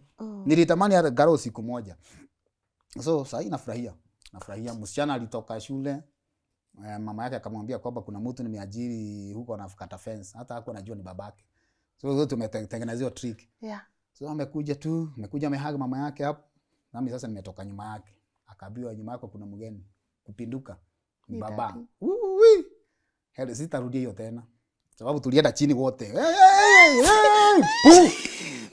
Sasa unaona sasa hiyo furaha. Daddy unaona sasa hiyo furaha ya msichana na baba si unaelewa na ni miaka mingi sasa niko free hakuwa naamini hakuna kuachana nikienda wapi tuko na yeye tukienda wapi kwa nyumba nikikaa kiti yako hapa wapi hata sasa ikabidi kwa mama yake si atamrudisha shule sasa mimi ndio nilikuwa namrudisha juzi alifurahia sana hata tulipofika karibu na shule alifungua kioo mlikuwa mnasema sina daddy unajua tunafanana hata leo tukufungua kioo tu anawaangalia kidogo ndio sasa aone mbele kuna mtu anafanana na yeye. Kasema hii masi huyo ni nani? Amezoea mama yake. Unaona? So ni kitu imefanya nifurahia sana. Sana lakini si poa kukua gerezani. Unaona sasa huyo msichana amekuwa akiwa mzima hivyo peke yake. Unaona? So kwa hivyo tunafaa kuangalia sana mienendo yetu na wala watu tunatembea nao. Nimesema kwamba kuna watu wako kule majority ni wala watu hawajafanya. Lakini kuna wale wamefanya na wanakubali makosa yao. Ningekuwa nimefanya singekuja hapa kusema kwamba ati sikuwa nimefanya. Nianze kudanganya. Nitasema nilikuwa nimefanya lakini kwa Sasa mimi nasema kwamba ni katika hali ya kutojielewa ndio nikajikuta gerezani. Yani ile kuwa tu ni kama uko confused, yani wewe tu kutake mambo tu hivi tu kawaida tu. Hiyo mambo ya kuchukua mambo kawaida inafaa tuachane nayo. Maanake wewe una assume watoto wako sawa waende. Kumbe sasa kuna gharama ya kwamba kuhakikisha kwamba msichana wako ama wala tuko nao, hakikisha kwamba umeenda kama ni underage, hakikisha kwamba umewafikisha mahali unafaa. Kama una deal na watoto, make sure kwamba mfika mahali umefaa. Usijikute katika hali kama ile nilikuwa nayo. Usifurahia kwamba tunirudishwa kama mfalme, niko juu ya gari kama Ruto kama nani. Lakini angalia hiyo loss ambayo nimepitia. Hiyo ndio kitu tunafaa kuangalia. Yes. Wow. Look at you. Ni neema. Neema ya Mungu. No, ni neema. Yes. Ni neema ya Mungu. Ni kweli. Kuna watu wengi sana watawatch issue. Ni kweli. Including familia ya huyo msichana. Ungetaka wajue nini? Jambo la kwanza ni wajue ya kwamba huyu ni Ng'ang'a amerudi na si yule wa kitambo. Na wasiwe na wasiwasi na mimi. Ni kwa sababu nimerudi tujenge taifa pamoja. Kuna kama hiyo ngoma yangu, kuna mahali nasema kwamba Mungu nisaidie niende nijenge boma zangu ama zinaitwa kuta zangu ambazo zimebomoka. Na ile kitu ningependa wajue maana nilitangulia pale kusema kwamba ni marafiki zangu. Na ni watu wa elia moja, tunakaa pamoja. Hawana makosa yote walifanya. Na hakuna kitu baya ili happen kwao. Ati sasa ndio mimi nikue gerezani. Ile kitu ilikuwa ni kwamba walitumika na Mungu. Mimi nikue gerezani niende nikaende hizo courses, labda babangu labda angenisomesha hizo zote. Music, nini hizo, mambo mengi, computer, kutengeneza sabuni, kilimo, mambo mengi, leadership kama hiyo, mambo ya theology nimesomea kule, niko na mimi by the way ni qualified pastor. Wow. Naweza nikakufunganisha harusi, watu wengine harusi. Mbona umetokea hiyo haraka hivyo? Nimefikiria labda unaweza kuwa umefanya. Muga pia anatafuta. Sasa Muga labda ama Kola whoever. Hiyo usihangaike ati pastor amenini. So hiyo mazishi naweza nikazika mtu, nimefundishwa mambo kama yote, sababu theology nimefanya yote. Different schools, 3 niko na diploma, higher diplomas.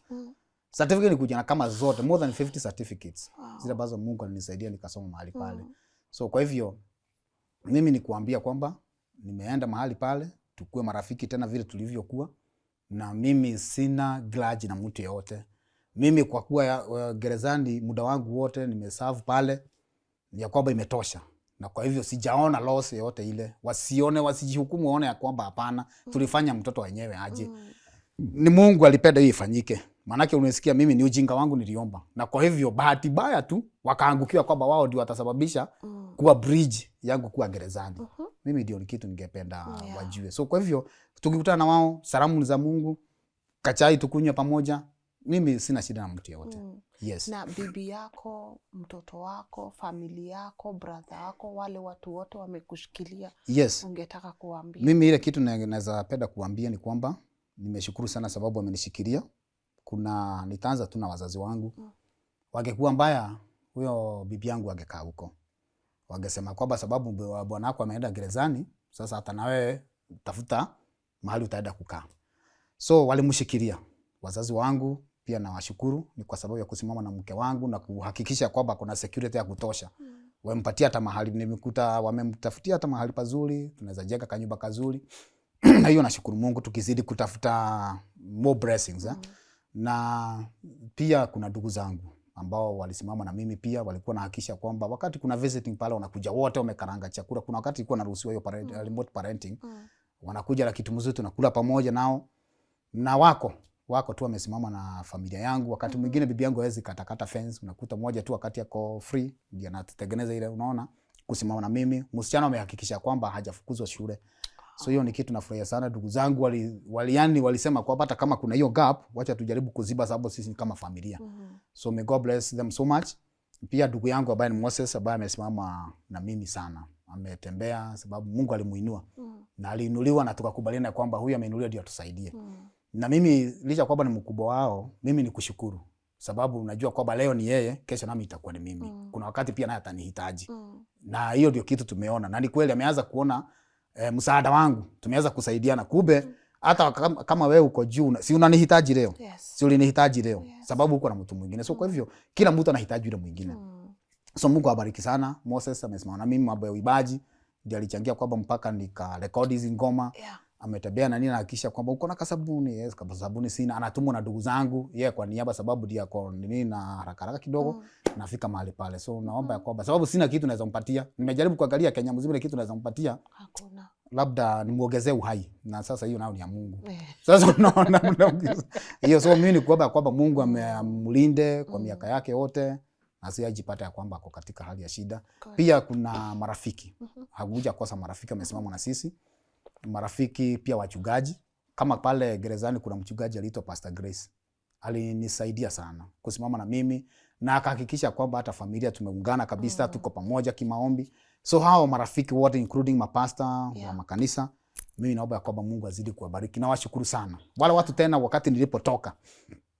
Kuna watu wengi sana pale, watu wa boda walienda wakiwa na bana wakisema wana Man Guitar is back.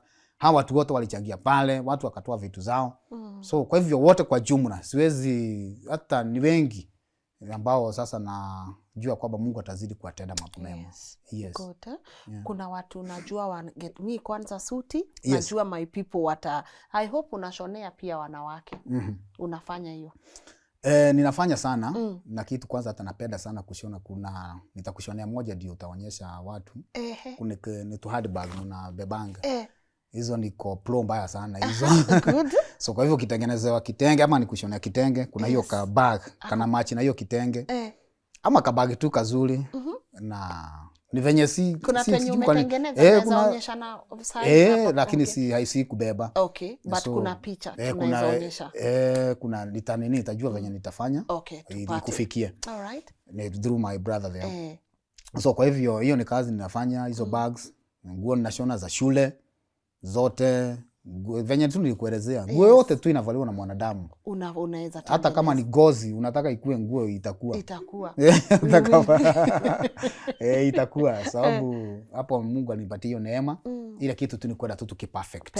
Sababu ile kazi nimefanya sana ni ya nini uniforms za jela, officers kuna shona za KDF za wapi. So hata pia wao wasikia kwamba wangependa hata hiyo kazi labda kunipatia. Wakunipatie. Waniite tu nitasaidia na NYS hizo zote. Wakati mwingine zilikuwa wengine wanaleta huko. Na ninawashonea. So kwa hivyo hizo majacket zao za operation, mtu anataka hizo magozi na kama side pocket usikia kama unatembea vizuri. Kauda suits hizo za Ruto.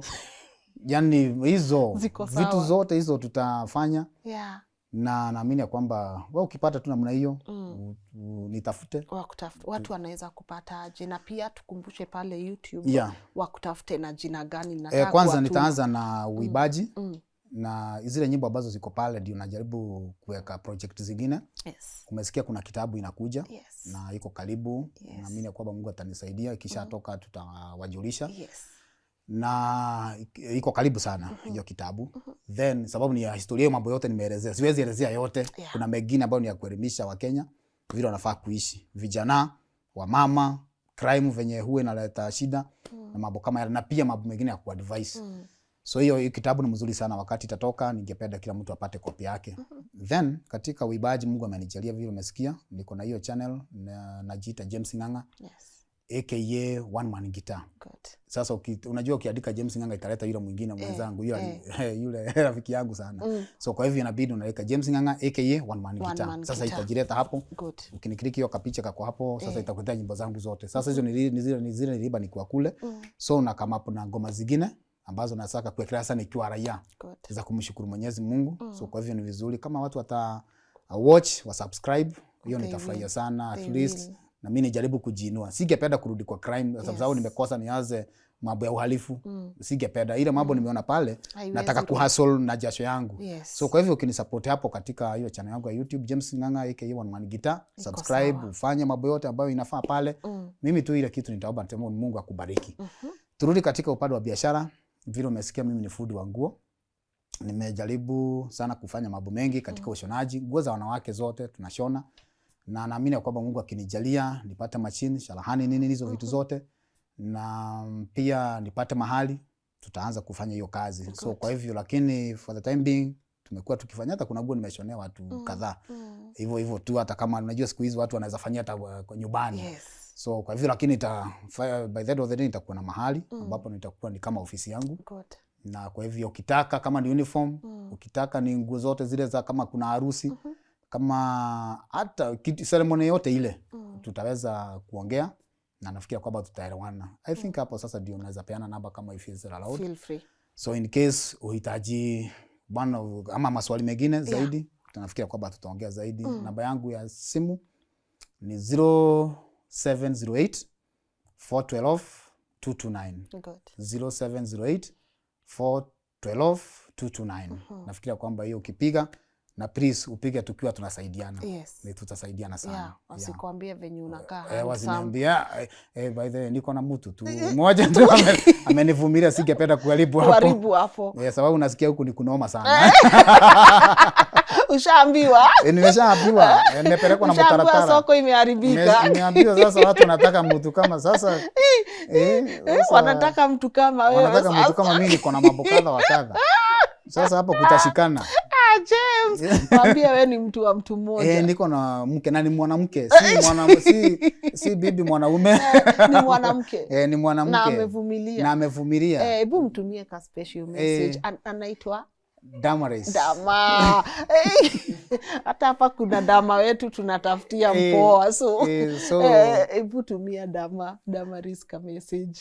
So ndera kurora monyendi ngarigwo ninge kuheke gukirereria gwaku monyendi ne kumaketie miaka oro kaheri ngeikio njera ya kamete na ndathokia maitho makwa ngona no ujetereire reke ngwiitururire na kiria giothe ndinakio nguonorerie wendo wakwa ndire kindu ngwitigeria.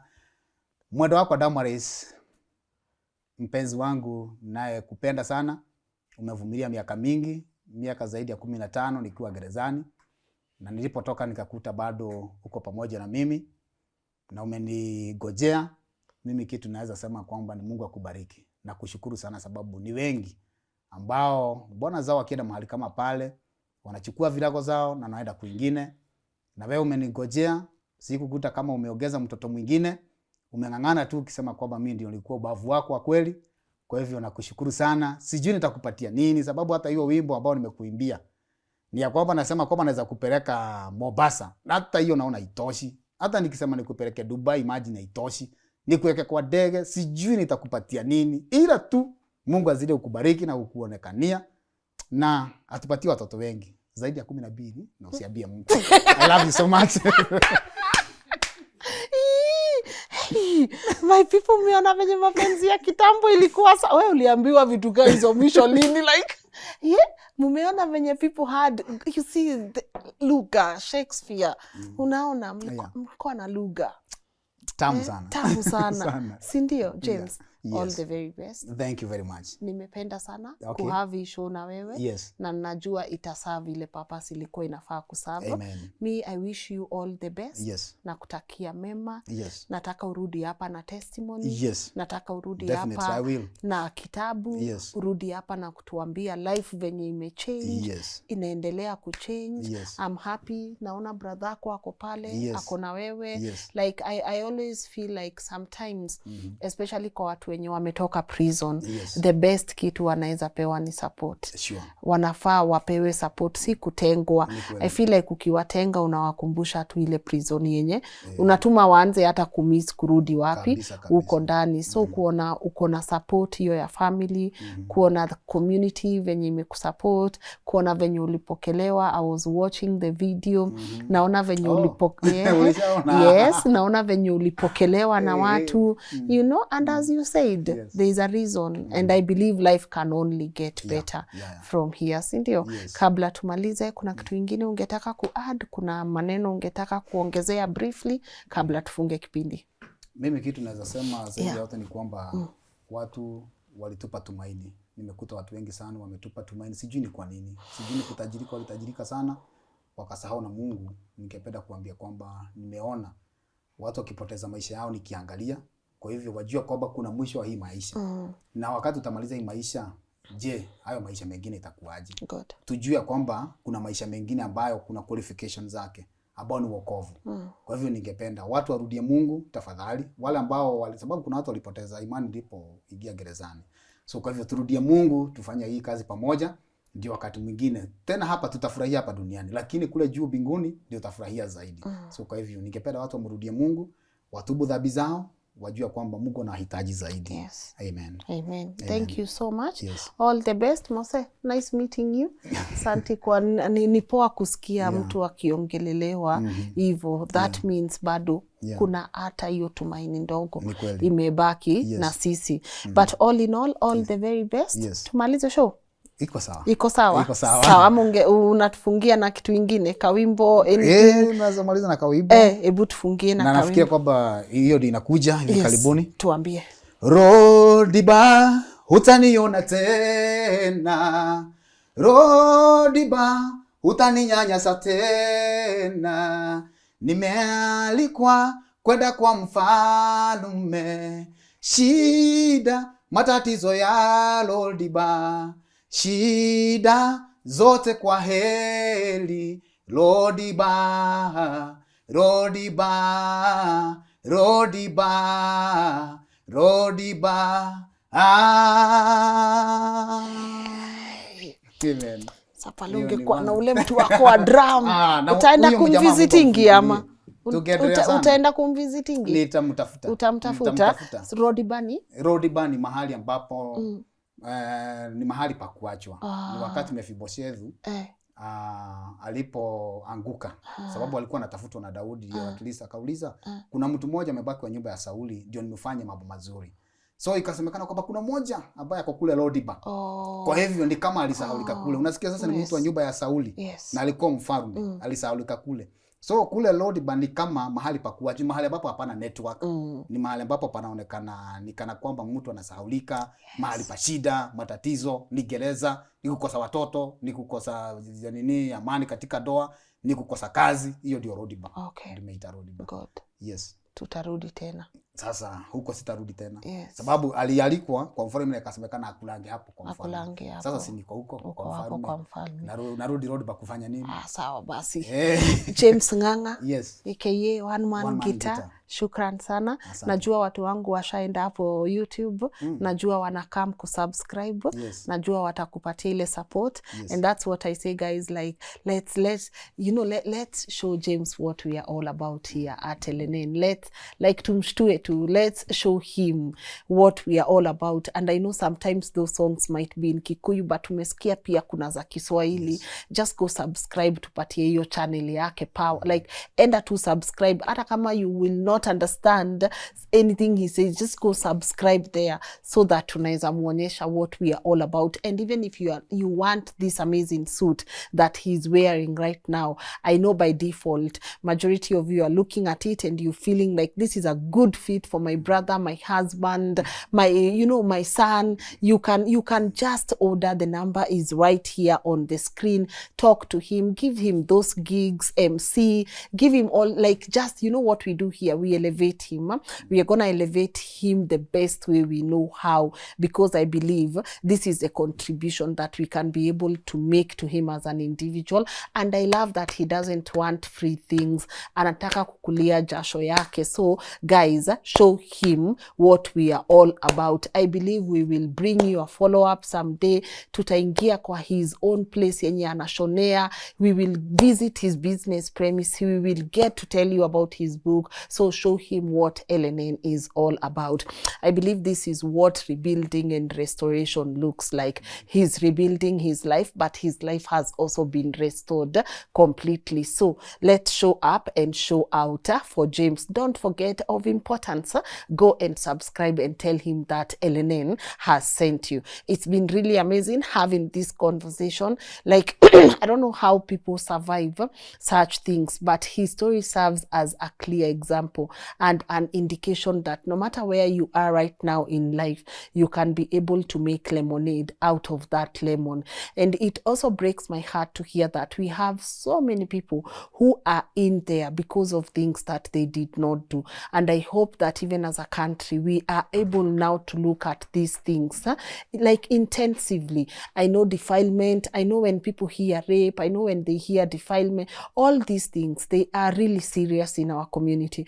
But we have also seen people when you wameekelewa hizi vitu and they've served sentences that they did not need to serve. So my call to action, when investigation is being done, no matter how sensitive this issue is, let's do it and give it the due diligence that it deserves, because I don't think we need to have so many people in there because we want to say, I am a huge fan of saying girl child, I am a huge fan of advocating for whatever it is that is going to uplift our women, but I'm also a huge fan of advocating for what touches our men. So let's my call to action, lawmakers, everyone that is watching this, poleni homa imekataa kwenda kabisa, so bear with me, everyone that is watching this show and you are in those positions where you need to investigate and you need to give reports, please give it the due diligence it deserves, without favor and without corruption. Sawa sawa. I'm gonna see you guys tomorrow at 10 a.m. I just want to say thank you,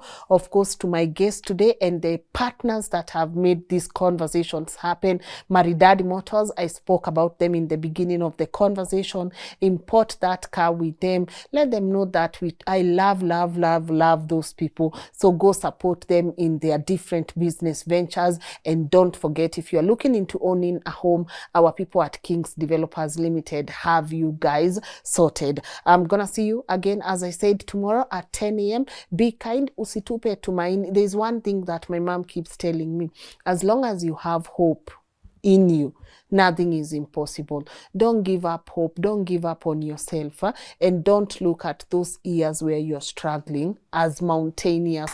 I know things are hard, but don't give up on yourself. Sawa sawa. Be kind. Okay? See you tomorrow. Bye.